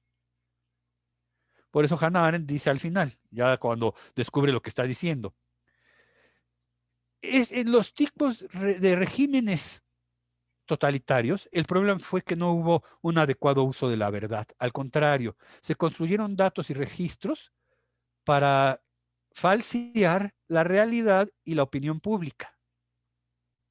Y entonces terminó concluyendo que sí existe un lugar positivo para la verdad política, pero le puso lo adjetivo, la verdad política democrática. Entonces sí, a ver, no que, y entonces si se dieran cuenta está diciendo lo mismo que yo les decía, pero en otras palabras. La política no es el lugar para todo tipo de verdad, sino para un tipo de verdad, pero no podemos cancelar el tipo de verdad. Pero si hemos de establecer las condiciones para que la verdad de constructo se dé, la verdad de comunidad se dé, habremos de establecer que sí tenemos que aceptar la pluralidad de las opiniones, concediendo que están fundamentadas y que reflejan un punto real de la realidad. Y entonces se dieron cuenta, si hablar de política nos llevó a la mitología, hablar de verdad nos está metiendo en intrincados caminos de lógica, de ética, de política, de filosofía, de epistemología, porque no es sencillo. Y sin embargo, habremos de dibujar, habremos de perfilar los ideales que tenemos acerca de la verdad política. Bueno, ya vamos aterrizando, no se preocupen, ya vamos aterrizando. Se debe tener un papel positivo de la verdad que sea democrática. No la verdad de Estado, no la verdad de partido, no la verdad ideológica, de verdad, como lo hemos estado platicando hasta ahorita. Y entonces ahora sí, características de la verdad política, ya podemos decirlas. Si la verdad en sentido fuerte era una, absoluta, inmutable y eterna, la verdad política es performativa, moral, constatable y verificable. Performativa, moral, constatable y verificable. Estas son las condiciones de la verdad en sentido político, en el sentido débil. Performativo. No se espante con la palabra, ya saben cómo son los filósofos. Tenía un director cuando yo estudiaba en la carrera, decía que la filosofía es la ciencia de decir lo que todo el mundo sabe sin que nadie lo entienda, ¿no? Vamos a vamos a suavizarlo. Performativo, que te lleva a la acción. O sea, la verdad política ha de ser aquella que mueva a la acción. A ver, para hacerlo más sencillo, ¿cuándo estamos enfrente de una verdad performativa? Cuando decimos, y prometo serte fiel en lo próspero, en lo adverso, en la salud y en la enfermedad, y amarte todos los días de mi vida. Eso es una verdad performativa. ¿Soy un buen esposo el primer día? Pues no, en realidad yo soy un buen esposo cuando al final de mis días la gente pudo decir que me permanecí fiel porque todos mis actos fueron guiados por el prometo serte fiel en lo próspero y en lo adverso, en la salud y en la enfermedad y amarte todos los días de mi vida. La experiencia de mi familia es enriquecedora en este sentido, no porque sea la mejor, pero yo sí les agradezco a mis padres este ejemplo. Hasta la fecha, llevan 55 años de casados, y todos los días al despertar mi papá, lo oía de chiquito y lo oigo cuando estoy con mis padres, lo primero que le dice a mi mamá, ay, mija, hoy te volvería a elegir. 55 años. Eso es performativo. Padres, no se desesperen. Prometes obediencia a mí y a mis superiores, también es performativo. Eso, a mí y a mis superiores también es performativo. Porque está ejerciendo una acción que se tiene que ir evaluando en el transcurso de la vida, pero que no se constata como verdadera hasta el final del proceso por el cual fue performativo. De donde efectivamente yo no sé si valga la pena en este sentido hacer ¿cómo le llaman ahora? Una encuesta, una encuesta popular para ver si sigo o no sigo en el poder. No, mijito, nada, ahora no le sacas. Quisiste ser presidente, ahora te aguantas los 6 años. Y el pueblo también se aguanta porque te puso ahí. Entonces, porque a lo mejor en los primeros 2 años nos ha ido como lazo de cochino, a lo mejor después no, pero la evaluación se ha de tener al final. Bueno, la calificación, la evaluación se hace todo el tiempo. O sea, estoy evaluando a mis políticos y estoy viendo si va viendo proyectos y si va viendo acciones, pero hasta el último día yo no podía decir si este fue un buen gobierno. Cualquier servidor público puede robar todo el último día. Y déjense del último día, ¿han oído del año de Hidalgo? Pues imagínense, 365 días para poder satisfacer mis necesidades perentorias. Oye, eso no es performativo. Performativo sería que hoy entrego la banda presidencial, hoy entrego mi curul de diputado, de senador, de la Suprema Corte de Justicia, y no me voy del país en un año en lo que tienen todo derecho a mandarme a llamar para ver, oye, no entiendo dónde está la cuenta, porque la verdad tiene que estar constatable, veo que hubo mejoras y verificable. Sigo el caminito que siguió el dinero, la ley, la orden, los muertos, los desaparecidos, las medicinas, y lo puedo seguir. Y por eso no me voy del país cuando termina mi ejercicio público, porque me pueden necesitar. A lo mejor no encuentran el archivo J y yo sé dónde lo guardé. Y esto solo es posible que constate, verifique y performe si ante todo la verdad es moral. Es decir, condiciona la acción en el sentido de que puede ser responsable. Es moral, si quieren más sencillo, porque se le puede pedir responsabilidad. Es difícil. A ver, es que en realidad la gente debería estar luchando para no ser elegida, de veras. Deberían estar luchando para no ser elegido, porque ser elegido supone una responsabilidad tan grande que efectivamente yo no fui el que tuvo la culpa de que se cayera el puente, pero yo era el secretario de Comunicaciones y Transporte, soy responsable. Y entonces no deberíamos estar peleando por ese puesto. Oye, tengo en mis manos las vidas, los sueños, los deseos, los anhelos de 123 millones de habitantes. No, no es cosa sencilla. O de 3 millones de habitantes, o de, según sea tu comunidad, eso es lo de menos, ¿no? Yo creo que un punto, si alguien está ávido de poder, sería una buena señal de que ese no está preparado para ser un buen político. No es fácil tener en las manos las decisiones. Soy un político verdadero cuando busco el bien común y cuando mi acción es performativa, moral, constatable, verificable. Y no me dejo llevar por la ibris. ¿Se dan cuenta, ibris? Que es todo lo que hemos estado viendo el día de hoy, así en versión para los cuates. Pero cuidado, tengamos mucho cuidado, porque puede haber mentiras políticas. Y a veces sí, los políticos nos engañan porque no son morales, porque no son performativos su comportamiento, porque no tienen una verdad moral, porque no son asertivos. Y entonces una acción política es atacar al hombre y no a la acción. O sea, si mi manera es decir que fulanito de tal ya hizo todo lo que hace es malo, es contra el hombre. ¿Se acuerdan los padres los que hablábamos ad hominem en la lógica clásica? A ver, si yo ataco al hombre, ay, pues cómo no, si eres del PRI, ya faltaba más, pues cómo me vas a poder decir algo bueno, si eres del PAN, si eres de More. A ver, no, no, no, atacamos ideas, ideales, propuestas, proyectos, pero no, bueno, no los atacamos, criticamos racionalmente, pero no a la persona. Un político, por el amor de Dios, vean, esto también es una mentira política, ad populum, ¿se acuerdan? Por lo que el pueblo dice. Ay, sí, entonces vamos a ver si hago un aeropuerto en Santa Lucía y que lo diga el pueblo. Ay, por el amor de Dios, ¿para qué eres? ¿Para eso fuiste presidente? ¿Para estarme preguntando cada rato que quieres hacer algo? Acuérdense que el ad populum más famoso que tenemos en la historia, este sofisma político de guiarme por lo que dice el pueblo, fue el primer Viernes Santo. ¿Y qué hago con este? Crucifícalo. Ay, pues sí, lo crucificamos. Vean a lo que podemos llegar. A una quema de brujas en Salem, en Estados Unidos, fue por dedazos y por lo que la gente decía. O sea, no un gobernante no se puede dejar guiar por lo que dice el pueblo. El pueblo habló cuando lo eligió. El pueblo calla mientras actúa. Pedirá cuentas después. Pero si tengo que estar pidiendo cuentas para todo, permiso para todo, encuestas para todos, plebiscito para todo, oye, ¿para qué pongo a alguien en un curul o en una Suprema Corte de Justicia, en un juzgado, en una presidencia? ¿Para qué? No es lo mismo escuchar, véanlo, no es lo mismo escuchar a hacer lo que dice la gente. Al fin y al cabo, pues si lo hicimos en Santa Úrsula, y si a la mera hora en Santa Úrsula, y estoy inventando, no se espante, hay, no sé, un hundimiento porque había agua y no se habían dado cuenta, no sé qué no sucede pues, porque tiene estudios geológicos, se asume, la gente lo dijo. Oye, asume tu responsabilidad. No podemos, no gobernamos para la mayoría, gobernamos para la legalidad, gobernamos para el bien común. Y el apelando a la autoridad de los grandes próceres de la independencia. Y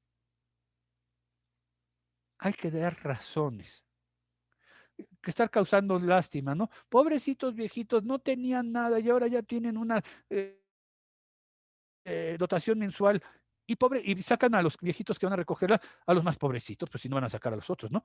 Y entonces parece ser que es una acción buena, cuando en realidad habría que pensarnos si en unos años, cuando la pirámide poblacional se invierta y haya más ancianos que jóvenes, un país va a poder sostener este tipo de determinaciones populistas, le llaman, ¿no? Ya hay otra plática sobre populismo, ¿no? Es un tipo de determinaciones populistas. ¿Quién sabe si el país pueda? Porque a la larga la pirámide poblacional va a ser más corta y no va a haber impuestos para tanto. Ignorancia de la causa, o sea, no he demostrado algo, ya saco conclusiones. Estos dos, esos me encantan. Vean. Petición de principio y círculo vicioso en la panacea de los políticos. Puesto que mi partido es el mejor, vota por él. A ver, no, mijito. Primero me demuestras por qué es tu mejor partido. Porque si no es un círculo vicioso. Puesto que el bien de México está en la cuarta transformación. No. A mí primero me demuestras. A ver, aquí ignorancia de la causa, por favor. Ignorancia de la causa es, estamos mal por los partidos que hemos votado. Mucho cuidado. Porque si yo no conozco las causas de las cosas, puedo caer en errores garrafatales como, primero, decidir no votar. Y el problema de si decido no votar es que acepto al que gane, ¿eh? Y no puedo criticar. Si decido no votar, mi decisión es que acepto al que gane, que quiera que sea. Y no votar implica votar, pero tachar a todos los partidos o poner a Cantinflas como presidente. A ver, todas esas cosas que aparecen es una manera de aceptar al que va a ganar. Segundo, y yo creo que aquí sí como católico hablo, un católico no podría votar por castigo. Porque vean lo que pasó cuando el pueblo votó por castigo. Las cosas obraron mal, sí, se hicieron mal, sí, pero si a la hora de elegir yo voto por castigo y entonces ya no voto por ya el primero, ¿quién no ha ay, pues voto por el que nunca he elegido? Dense cuenta que te estás haciendo responsable de lo que venga, de todo lo que venga. Si el católico está inspirado por el Espíritu Santo y es hijo de Dios, o sea, no podría estar castigando el mal, tendría que estar votando por el mejor, por el menos peor, pues, a veces, pues, pero no tendría que estar votando por castigo. Ay, sí, pues ahora hizo mal esto del Morena, ahora vámonos por el PT. Oigan, ¿cuándo vamos a trabajar? El católico vota porque sabe la plataforma y sabe a lo que está comprometiendo su voto por lo que va a llegar al poder. Valores que pueden no ser compatibles con la fe. ¿Estás de acuerdo? Ah, no, pero es que todos los demás ya robaron. ¿Y votamos así por ignorancia de la causa? O sea, ni sabemos cuál es la plataforma de un partido X y ya estamos votando con tal de que no gane el otro. Nos hacemos responsables de lo que en ellos suceda. Hay que tener mucho cuidado, en serio. Círculo vicioso, pues ya, piensen en cualquier partido, en cualquier discurso político, ¿no? Círculo vicioso. No sé. México está bien porque no estamos mal. Uf, es un círculo vicioso, ¿no? Complejidad del problema. Problemas complejos no se solucionan con soluciones unilaterales. Y entonces, si yo me atrevo a dar soluciones porque tengo un micrófono enfrente todos los días, unilaterales, no me estoy dando cuenta de la complejidad del problema. Falsa generalización, ya lo habíamos dicho. Todos los que no están contra mí están en contra de mí. A ver, eso se le permite a Jesús en el Evangelio, no antipolítico. Puedo no estar contigo, pero no estoy en contra tuya. Sé que no es mi panacea, pero va. El espantapájaros, por favor, ese es genial. ¿Se acuerdan del espantapájaros? Siempre que va a haber una devaluación o algo así fuerte, aparece o un chupacabras o los guachicoleros, o siempre aparece algo raro que desaparece después, ¿no? Es el espantapájaros, desvío la atención para otra cosa. O México ganó las Olimpiadas en fútbol, como si eso fuera relevante. O sea, sí es bonito, pues, pero no como para ocultar cuando en las cámaras están votando, tengan cuidado, las leyes del aborto, los aumentos de impuestos, etcétera. Falsa generación de composición. Bueno, todo esto vamos a ver, a dejarlos de un lado en aras del tiempo para podernos platicar. Y eso, mis queridos hermanos, pues era lo que les tenía planeado decir. Hay que tener cuidado. La política puede ser muy marrullera, pero no es su esencia. La política puede estar llena de pecado, de faltas morales, de cuestiones contra la ética, pero no es su esencia. La pregunta sería, ¿tendremos que alejarnos de ellos? Yo creo que no, como católicos, y estoy hablando a nombre de los laicos, aquí sí soy como laicos, creo que somos el brazo secular de la iglesia y entonces nos corresponde a nosotros movernos en estas cosas. Oye, ven para acá, ya que estás de partido, de, ¿cómo le llaman?, de campaña política, ven para acá. Los laicos de tal parte te queremos preguntar esto. Pero somos los laicos los que nos tenemos que organizar, no es el clero quien nos tiene que organizar, porque ni les compete y además les va a ir mal, porque no pueden hacerlo. Entonces, si nos corresponde a nosotros aquí, vamos a votar, pues vamos a escucharte. Y vamos a ver lo que propones y hasta dónde puedes llegar y cuáles son tus ideales y vemos si estás conforme a lo mío y si no estás de acuerdo, al menos si son compatibles. Yo creo que ese es el trabajo de poder distinguir entre verdad política, mentira política y la corrupción política. Corrupción es cuando, en lugar de seguir la naturaleza de las cosas, en este caso de la política, persigo cualquier otra cosa, por digna que sea. Y hablé mucho, pero vamos a pararle aquí. Muchas gracias. Sí, Padre, maestro, muchas gracias. Les pediré de favor a todos que nos encontramos, si hicieran favor de ahí de anotar en chat sus preguntas. Mientras, licenciado Jorge, pues tenemos ya unas preguntas por aquí, mientras las van anotando. Sí, ¿cuál debería ser la virtud? Nos dice José Quesadas al principio, ¿cuál es la virtud del buen ciudadano? Es una de las preguntas. la virtud del buen ciudadano, la justicia. Pero en términos griegos, acuérdense que la justicia no es una virtud que se consigue por sí misma. Ay, en mi examen de conciencia he decidido ser justo. A ver, no, así no vas a poder llegar a ser justo, dicen los griegos. La justicia es una virtud que se alcanza cuando tenemos las otras virtudes, la templanza, la prudencia, la fortaleza. Bueno, eso era lo que decían los griegos. Vamos a aplicarlo ahora a nuestra vida. Un ciudadano se ha de caracterizar como justo. Existe la justicia conmutativa, ¿no? Tratar a todos por igual. Y esto se llama isagoría e isonomía. Hay que permitir que tengamos isagoría e isonomía, es decir, que tengamos la misma capacidad de acceso al ágora, al espacio público, isonomía y la igualdad ante la ley. Pero no todo se trata con justicia conmutativa. Y a veces eso es lo que nos mueve a hacer cosas injustas. También existe la justicia distributiva. A mayores méritos, mayores derechos. A ver, si lo que tú quieres tratar es a todos por igual, entonces tú no eres un buen ciudadano, porque eso es ser injusto. El comunismo y la historia ya demostró que no funciona, ¿no? Piensa en tu casa. Si quieres ser justo y castigas a todos tus hijos porque uno reprobó, estás siendo injustos con los que llevan 9 de medio. Entonces hay que descubrir que en la diferencia se encuentra también la justicia. Un verdadero ciudadano justo sabe que por injusticia no tiene que tirar la basura, sabe que en justicia tiene que pagar sus impuestos, sabe que en justicia tiene que respetar el deber, sabe que en justicia no se debe estacionar en triple fila, por mucho que me urge bajar a mis niños a la escuela, que ahorita no hay escuela, pero tarde o temprano regresaremos. Sé que tengo que en justicia separar la basura, sé que tengo en justicia que en justicia tengo que trabajar mis 8 horas y no estar vendiendo 2 horas Avon y después recolectando ¿cómo le llaman? La tanda y ya después trabajar otras 2 horas. No. ¿Se dan cuenta? Si entendemos lo que realmente quiere decir la justicia, veremos por qué el verdadero ciudadano es el hombre justo. Piensen, por ejemplo, no solo en esto, hasta bíblicamente los padres se los pueden explicar después. Cuando la Biblia dice de José era un hombre justo, está hablando de una alabanza. Entonces, para quien me preguntó esto, oigan, tratemos de distinguirnos como buenos ciudadanos como hombre justo. Porque a veces tener que decir no a lo que se tienen que decir no. Todo aquel que no castiga el mal, manda que se haga.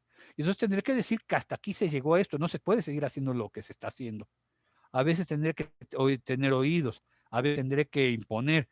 Bueno, si conservamos la justicia en términos de ciudadanía, pues entonces yo creo que estaremos haciéndola. ¿Cómo saber si soy justo? Das a cada quien lo que le corresponde, ni más ni menos, ¿no? Es la definición clásica de justicia. Muchas gracias, maestro. También hay otra pregunta. El sistema corrupto de los dirigentes que pues saben o bien no de política y que buscan simplemente el poder. ¿Qué hacer ante esta realidad? Bueno, el que busquen solamente el poder es el síntoma de que algo está mal. ¿Y qué está mal? Yo creo que la formación política. ¿Se acuerdan que empezamos diciendo que hay un prejuicio de decir que políticos solo son los que son políticos?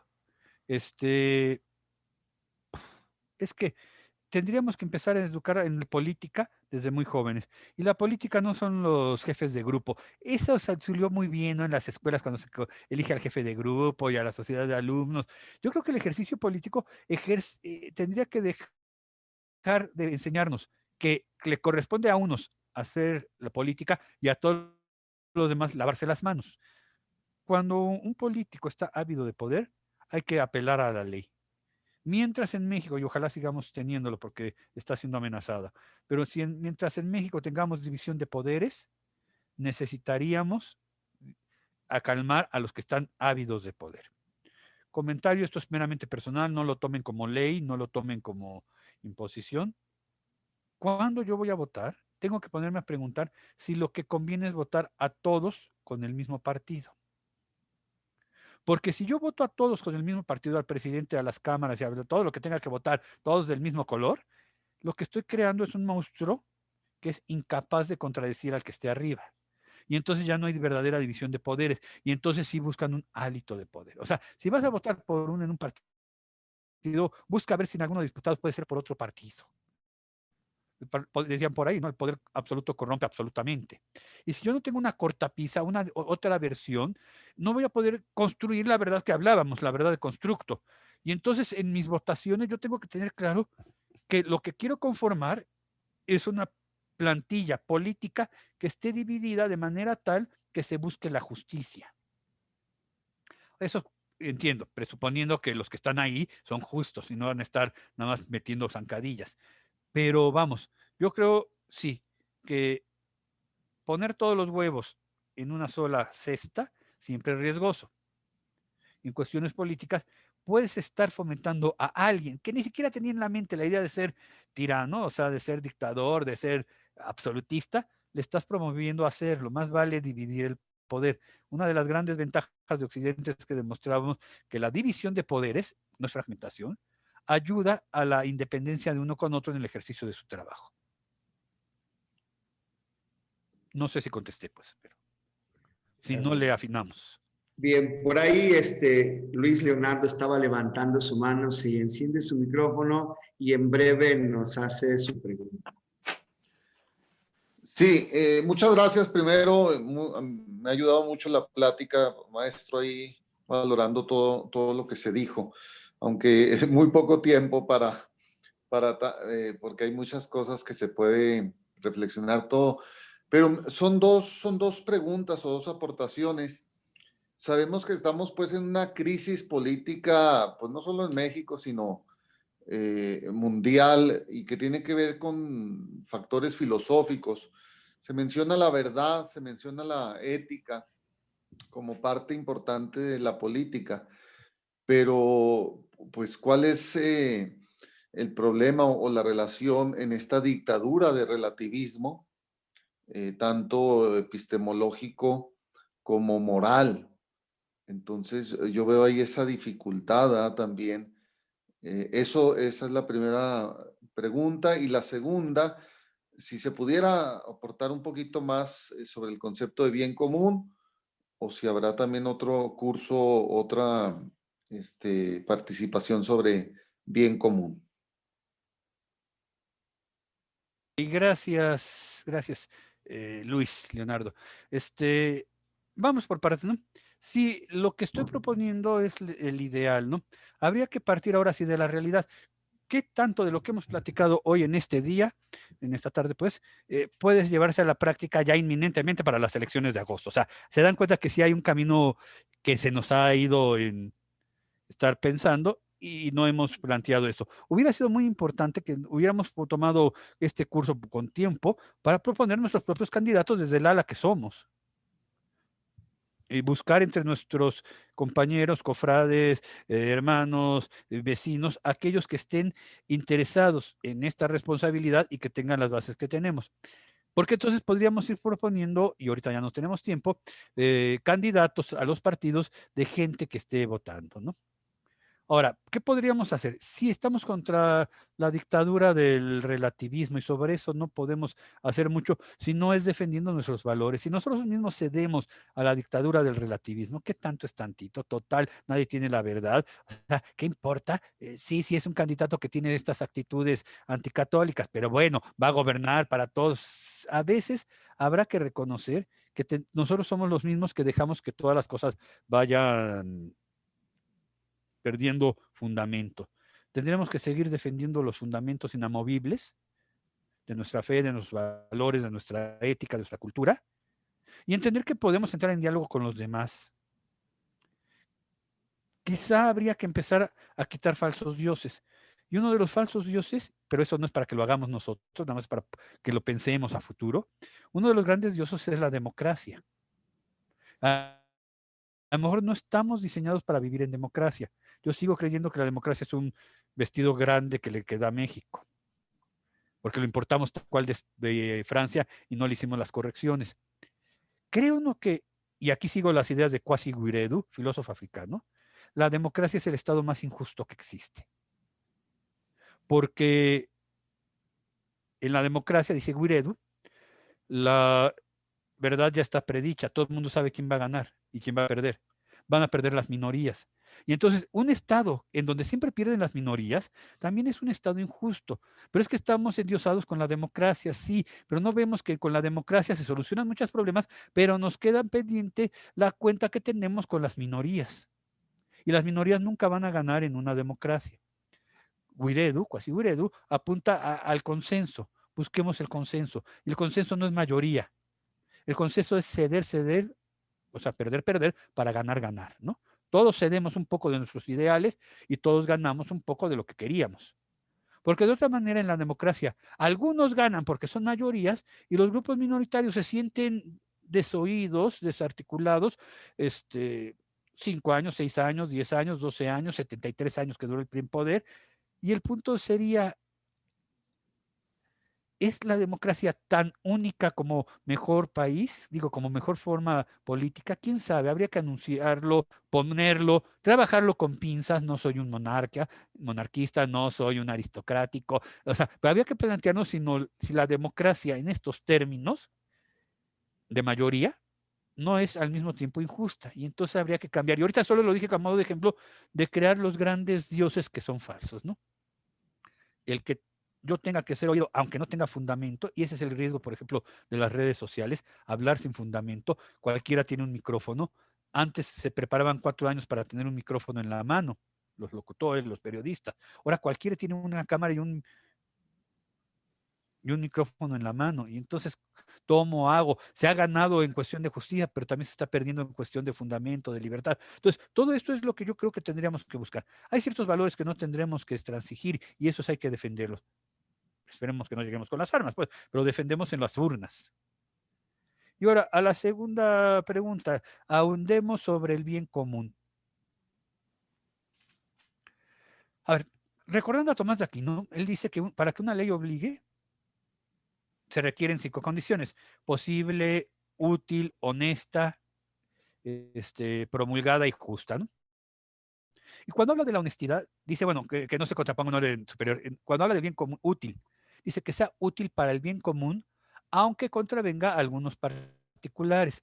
Entonces, entendemos como bien común aquello que satisface las necesidades perentorias de una comunidad tomada en su conjunto, a sabiendas que estamos perjudicando a algunos particulares.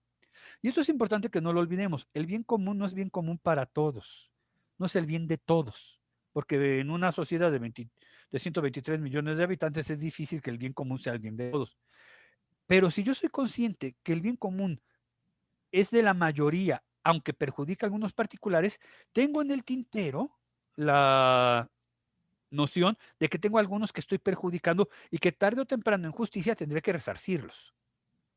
Y entonces, el bien común es ese bien que apunta al bienestar de las mayorías. ¿Qué pasa con las minorías? Bueno, habrá que verlas como agenda pendiente de política, y tendría que ser así. Hay una agenda política contra todos aquellos que les quité el coche un día a la semana porque... Pero ¿qué pasó con la agenda pendiente de su derecho de, no sé, habría que trabajarlo y no siempre lo hacemos? Hay que hacer una agenda sobre aquellos a los que Hacienda no nos ha favorecido. También habría que hacerlo. O sea, es una plática completa, ¿no? Porque el bien común no se define en 3 patadas. Buscamos el bien, aquello que promueva, bueno, es obrar conforme a la naturaleza, y entonces, el bien común es aquello que favorece la naturaleza de la comunidad en la que vivimos, libremente. Pero a veces no somos tan libres, no, ni modo que me vaya a vivir, me encantaría vivir en Islandia donde se jubilan a los 40 años, pues sí, pues, pero no puedo llegar a Islandia ni ser islandés. Entonces, aquí, aunque soy libre de quedarme, pues no soy tan libre, hay otras cosas que me impiden. Pero mientras, creo que también merecemos identificar que la naturaleza de lo que llamamos República Mexicana es mucho más amplio, y es hacia donde iba yo, que intenciones partidistas. Creo que está muy mal que trabajemos por partidos, o al menos exclusivamente por partidos.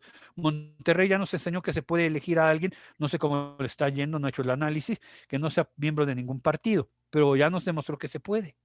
Igual podríamos poner un candidato nosotros así para las siguientes, que no pertenezca a ningún partido, sino al pueblo. No sé, por ahí iría. No sé si contesté, Luis, sus preguntas. Sí, muchas gracias, Jorge. Voy a tratar de unir 2 preguntas encaminadas a una respuesta, porque es muy buena la participación. ¿Qué podría entenderse con la expresión de dar al César lo que es del César, y si podemos considerar a Jesús como político?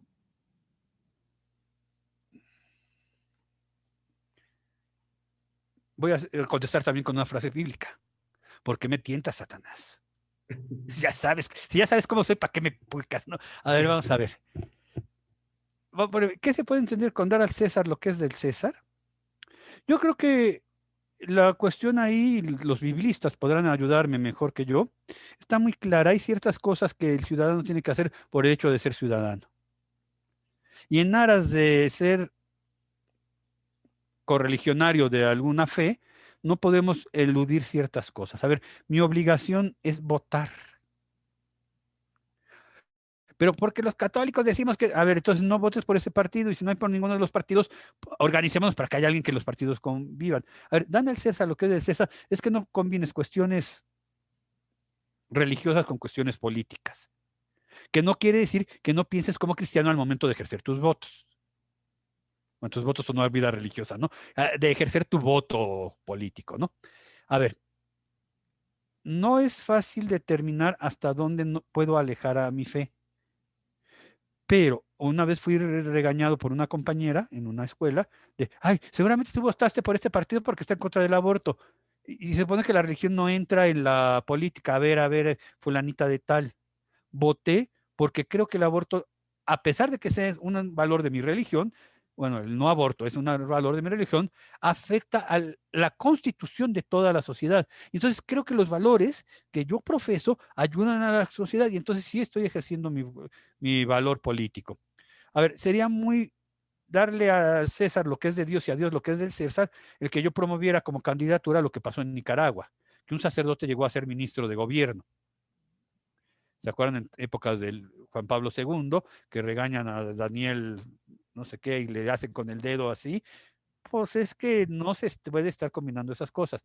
A ver, soy ciudadano y hay gente de la jerarquía de la iglesia, y entonces la jerarquía de la iglesia no debe ser miembro de la política, pero el cristiano sí puede ser miembro de la política. Porque política es todo el ejercicio público. He de ver el mundo en términos de cristiano. De otra manera no soy cristiano. Si mi cristianismo lo relego al domingo, si mi cristianismo lo relego a mi capillita, entonces no soy cristiano. El cristianismo es una forma de vida. Es una fe, sí, camino, verdad y vida, pero también es una forma de vida. Y la otra parte, padre, ¿se me olvidó? El tema de Jesús como político, y esa es la pregunta, Jesús como político. Se puede considerar a Jesús como político. Ajá, como decían los escolásticos, distingo la mayor. Como lo que se entiende hoy como política, no. Como lo que se entiende como político entre los griegos también, tampoco. A ver, con un hombre que busca el bien común, sí, pero no es un político en sentido de que ejerce labor política. A ver, es uno de los grandes riesgos de las visiones marxistoides de la teología. Si bien es verdad que el ejercicio político le corresponde a todo cristiano, hemos de reconocer, perdónenme, pero hemos de reconocer que Jesús le curó al hijo al centurión, que Jesús dijo que pagáramos impuestos y que Jesús le respondió a Pilatos, cosa que no le hizo Herodes, porque el que tenía autoridad sobre él era Pilatos, que le venía de lo alto, pues estoy de acuerdo, pues yo no estoy metiéndome ahorita en cuestiones de divinidad, ¿no? O sea, en realidad yo busco, la verdad, yo busco un momento en que Jesús se haya presentado como político, así en términos de lo que estamos hablando hoy, y lo veo sacándole la moneda a un pez para pagar el tributo al impuesto, y le veo diciendo que demos dinero al César, y lo veo cumpliendo con lo que tiene que cumplir desde su propio nacimiento de empadronarme, y ahí va su mamá embarazada hasta Belén, porque hay que cumplir en la ciudad donde soy originario. Yo creo que en ese sentido sí es un político, pero como lo dijimos, político es el hombre justo. Que veamos a Jesús ya como un partido político, ya creo que ahí estamos desvirtuando las cosas. Yo creo que sí. A ver, no olvidemos que Jesús es el modelo del hombre pleno. Y entonces, en el ejercicio de mi vida política, yo puedo buscar y preguntarme, como los protestantes, ¿y qué hará Jesús en este momento? Bueno, eso sí lo puedo hacer, ¿no? Y visualizar en Jesús el modelo del hombre justo, más que el hombre político, el modelo del hombre justo. Y el hombre justo es el que ejerce la política en bien del pueblo. Había por ahí una imagen de los años 70, 80 que yo veía y me daba mucho coraje, que era Jesús que tenía la cruz, y la cruz asemejaba a un fusil porque él traía una carrilleras aquí con muchas balas. No sé si lo llegaron a ver de aquellas épocas. Eso ya es politizar a Jesús. En el fondo, y eso es algo que yo creo, y si estoy mal, por favor, corríjanme, el mensaje de Jesús: yo quiero que todos los hombres se salven y lleguen al conocimiento de la verdad. Bueno, el Padre quiere que todos los hombres se salven, es la esencia del querigma, y todos los hombres lleguen al conocimiento de verdad. Sí, todos. También los de Morena, también los del PAN, también los del PRI, también yo que soy apolítico, también los del clero. Yo creo que esa es otra manera de entender la visión del reino, ¿no? La manifestación del reino de Dios en este mundo no es una acción política, sino de transformación del Espíritu Santo. Entonces, no creo que sea prudente hablar así tan fuerte de Jesús político. ¿Puedo encontrar una beta política en Jesús? Sí, pero ya por lo que yo veo va encaminada más bien al cumplimiento puntual de nuestras obligaciones. Y eso sí es ser un político, cumplimiento habitual de nuestras obligaciones. Por ahí sí iría la cosa. Sí, maestro. ¿Qué relación, si la hay, de la verdad, la mentira que se ha expuesto con la ideología del actual presidente? Bueno, recuérdenme antes de que me maten los del CECIN, ¿no? Pero bueno, ahí va. Creo que el presidente López Obrador está fallando en algunos elementos fundamentales. Primero, en que su discurso crea división. Yo no he oído un discurso de unión. A ver, hemos vivido fraccionado durante muchos años. Hasta le doy chance que hable de los de la mafia del poder. Vamos, hasta eso le doy chance, que hable de la mafia del poder y no sé qué. Pero en última instancia no termina de cerrar hacia, pero estamos llamados a unirnos para sacar adelante a México. Está creando la división entre los que siguen los ideales de la cuarta transformación y aquellos que no vemos en los cuarta transformación un ideal a seguir.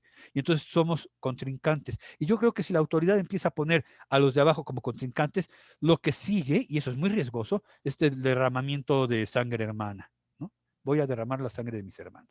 Y eso sí es algo que yo le pediría cuentas a mi presidente. Oye, ¿por qué no hablas en favor de la unidad nacional? ¿Por qué no hablas en favor de la cohesión grupal?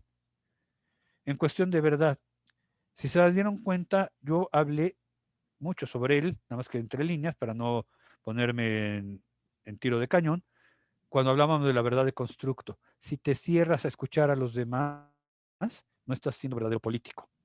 Si cree que tu proyecto de nación es el único viable, no es Estado sino político. Y son cosas que yo sí le puedo criticar al gobierno de Andrés Manuel López Obrador. Habrá cosas que se le puedan decir que está bien, pero es lógica de lo que él está manejando, yo creo que no es normal. A ver, el cómo trivializa las cosas. Abrazos, no balazos. Es que cuando yo recurro a frasecitas trilladas, lo que tengo ahí es un caudillo. Y el caudillo tiene que ser carismático, pero no necesariamente debe tener fondo. Y hay un principio de la comunicación, ¿no? Fondo sin forma no comunica y forma sin fondo engaña. Y yo creo que hacia donde está yendo es a fondo sin forma, no está dando forma, porque ni siquiera está dando oficialmente la palabra. Estoy siguiendo el libro del liberalismo, ahorita se me fue el autor, el liberalismo no sé qué, que fue en América Latina, está siguiendo paso por paso. Y esto está siguiendo a su vez las ideales específicos, por así, punto por Spengler. A ver, yo sí tengo muchas cosas de ver. A ver, tú no estás queriendo democratizar el mundo. Cuando tú quisiste sacar a la CEP de México a Querétaro y a la Secretaría de Marina a mandarla a Puebla, lo que estás haciendo en realidad no es democratizar todo México, descentralizar. Estás creciendo el centro de manera tal que si hay un golpe de Estado, tu centro sea mucho más grande que la mera Ciudad de México y hay un riesgo. Estamos hablando ya de cosas que apuntan hacia la nacionalización de bienes y servicios.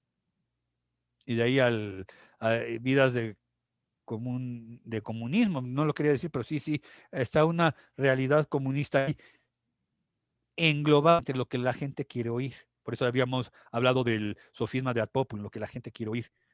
Pero está, de veras, pónganse a leer hacia dónde va este gobierno. Le quitaste a los que te llevaron al poder, les quitaste los subsidios. Y estoy hablando, por ejemplo, de los intelectuales. La UNAM, el CONACYT y todos estos están ahorita viéndose las negras porque les quitaron subsidios, porque la cultura es fifí, ¿no? ¿Se acuerdan? La quema de la Gandhi, porque son libros para fifí, porque entonces solo vale la pena tus libros. Y si ahorita la red social está censurando al presidente, a mí no me lo van a hacer. Por eso estoy promoviendo, y óiganlo, están promoviendo una red social mexicana del gobierno. Oiga, estamos cada vez cerrando el coto para que solo la palabra del presidente sea ley, para que no sea posible la disensión, porque cuando quiero disentir, lo primero que me dicen es contrario al mexicanismo, contrario al amor patrio, o me acallan por una horda de gritos, en lugar de escucharme.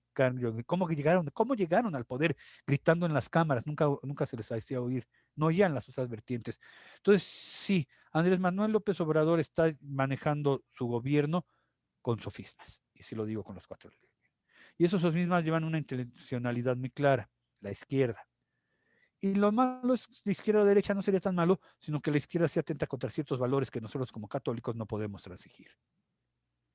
Andrés Manuel López Obrador tiene aciertos. A veces creo que es hasta un hombre de buena voluntad, que más bien es el parapeto de todos los que están detrás de él.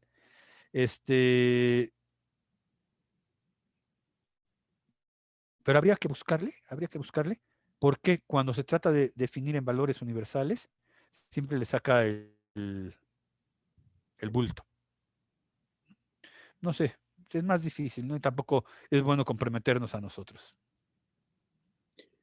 Agradeciendo la participación de todos con sus preguntas, solo una última y dejándonos pues como que la tarea Seds Caritas de crear, abrir espacios, momentos de reflexión para continuar con esta conciencia política de participación. Suena bien eso de división de plantilla política, pero ¿qué pasó en España? ¿Y qué ha pasado en nuestro mismo México cuando una mayoría o una coalición frena al Ejecutivo? O a lo que voy es que den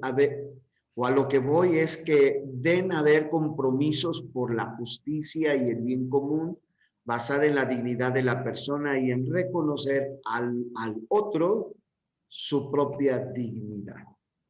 Sí, ahí está el punto pendular, padre, ha dado en el punto. Sí, puedo yo tener una visión que no agrade a los demás, pero si reconozco que esos demás son también personas y que entre todos habremos de salvar al país, yo creo que estamos en buen camino. La división de la planilla política, sí, también funciona bien en términos de papel, pero hay que tener cuidado que si la intención de fondo de aquellos que son elegidos son más bien, lo mencioné, ¿no? Coartar toda iniciativa del Ejecutivo, entonces estamos trabajando mal.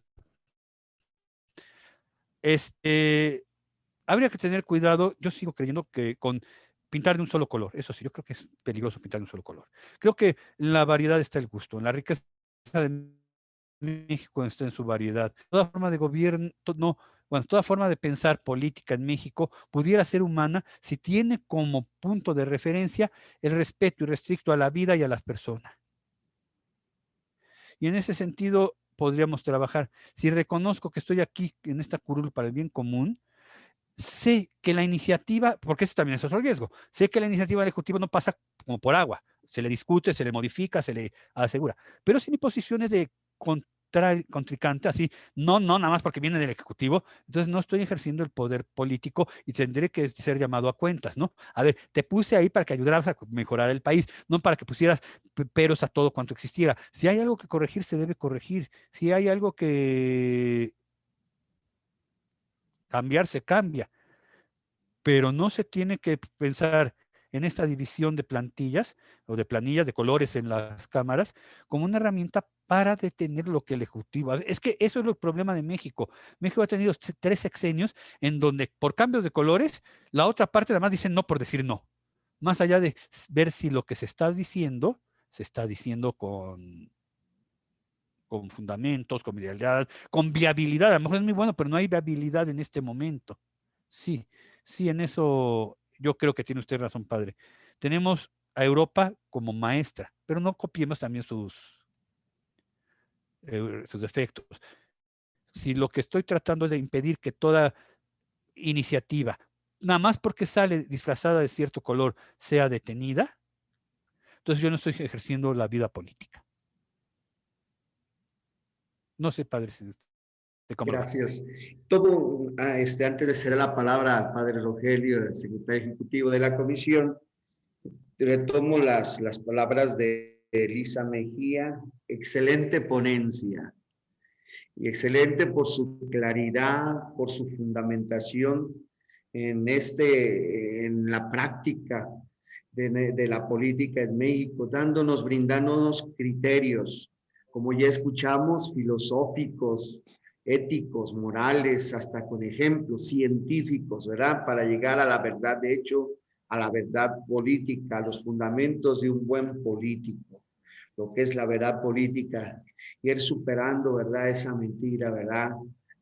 Política y corrupción política. Muchas gracias, maestro. Estamos muy contentos, satisfechos de haberles escuchado. A nombre de todos los participantes, le agradecemos. Muchas gracias a todos, su paciencia, su disposición a escucharme. Por ahí hubo un comentario, yo estoy de acuerdo. Sí, a veces parece ser que soy tendencioso, pero no lo soy. En realidad, alguna vez creo que me hicieron un crucigrama y quedé en el centro del que yo podía ser del centro. O sea, a veces sí digo las cosas muy fuertes, por eso le dije, padre, ¿por qué me tienta Satanás? Porque me dan cuerda. Pero si se dieron cuenta, la primera parte de la exposición sí fue muy, muy neutra, ¿no? Y aquí estamos. Muchas gracias. Es un honor, de verdad, es un honor compartir con ustedes, mis hermanos en la fe, porque antes son ustedes, mis hermanos en la fe, estos momentos. Muchas gracias por todo. Gracias, maestro.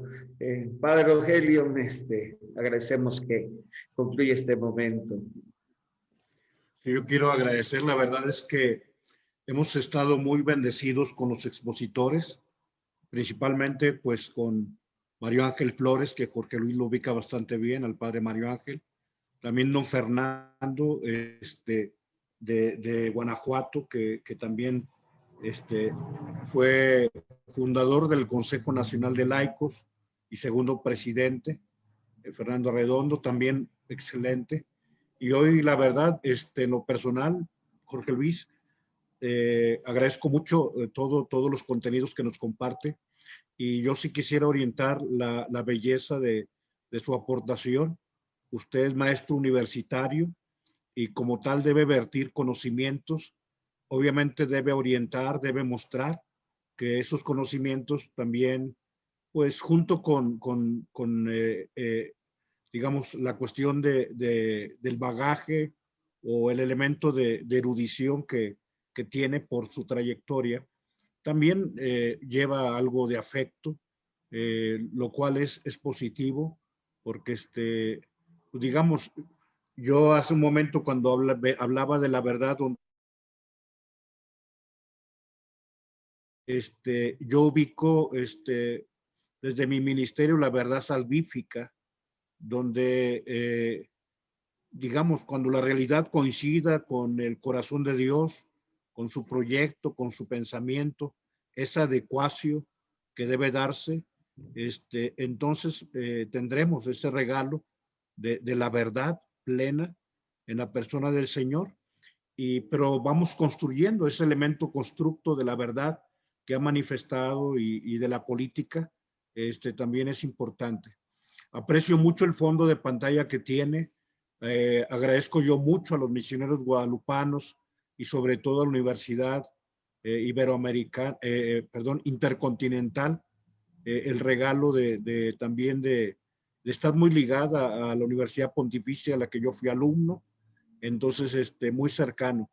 Y en lo personal, bueno, agradezco mucho que vierta conocimientos y obviamente cada uno de los que estamos aquí tendremos la capacidad de poder ir asimilando, ir nutriendo nuestro conocimiento que nos va a ayudar a tomar siempre las mejores decisiones.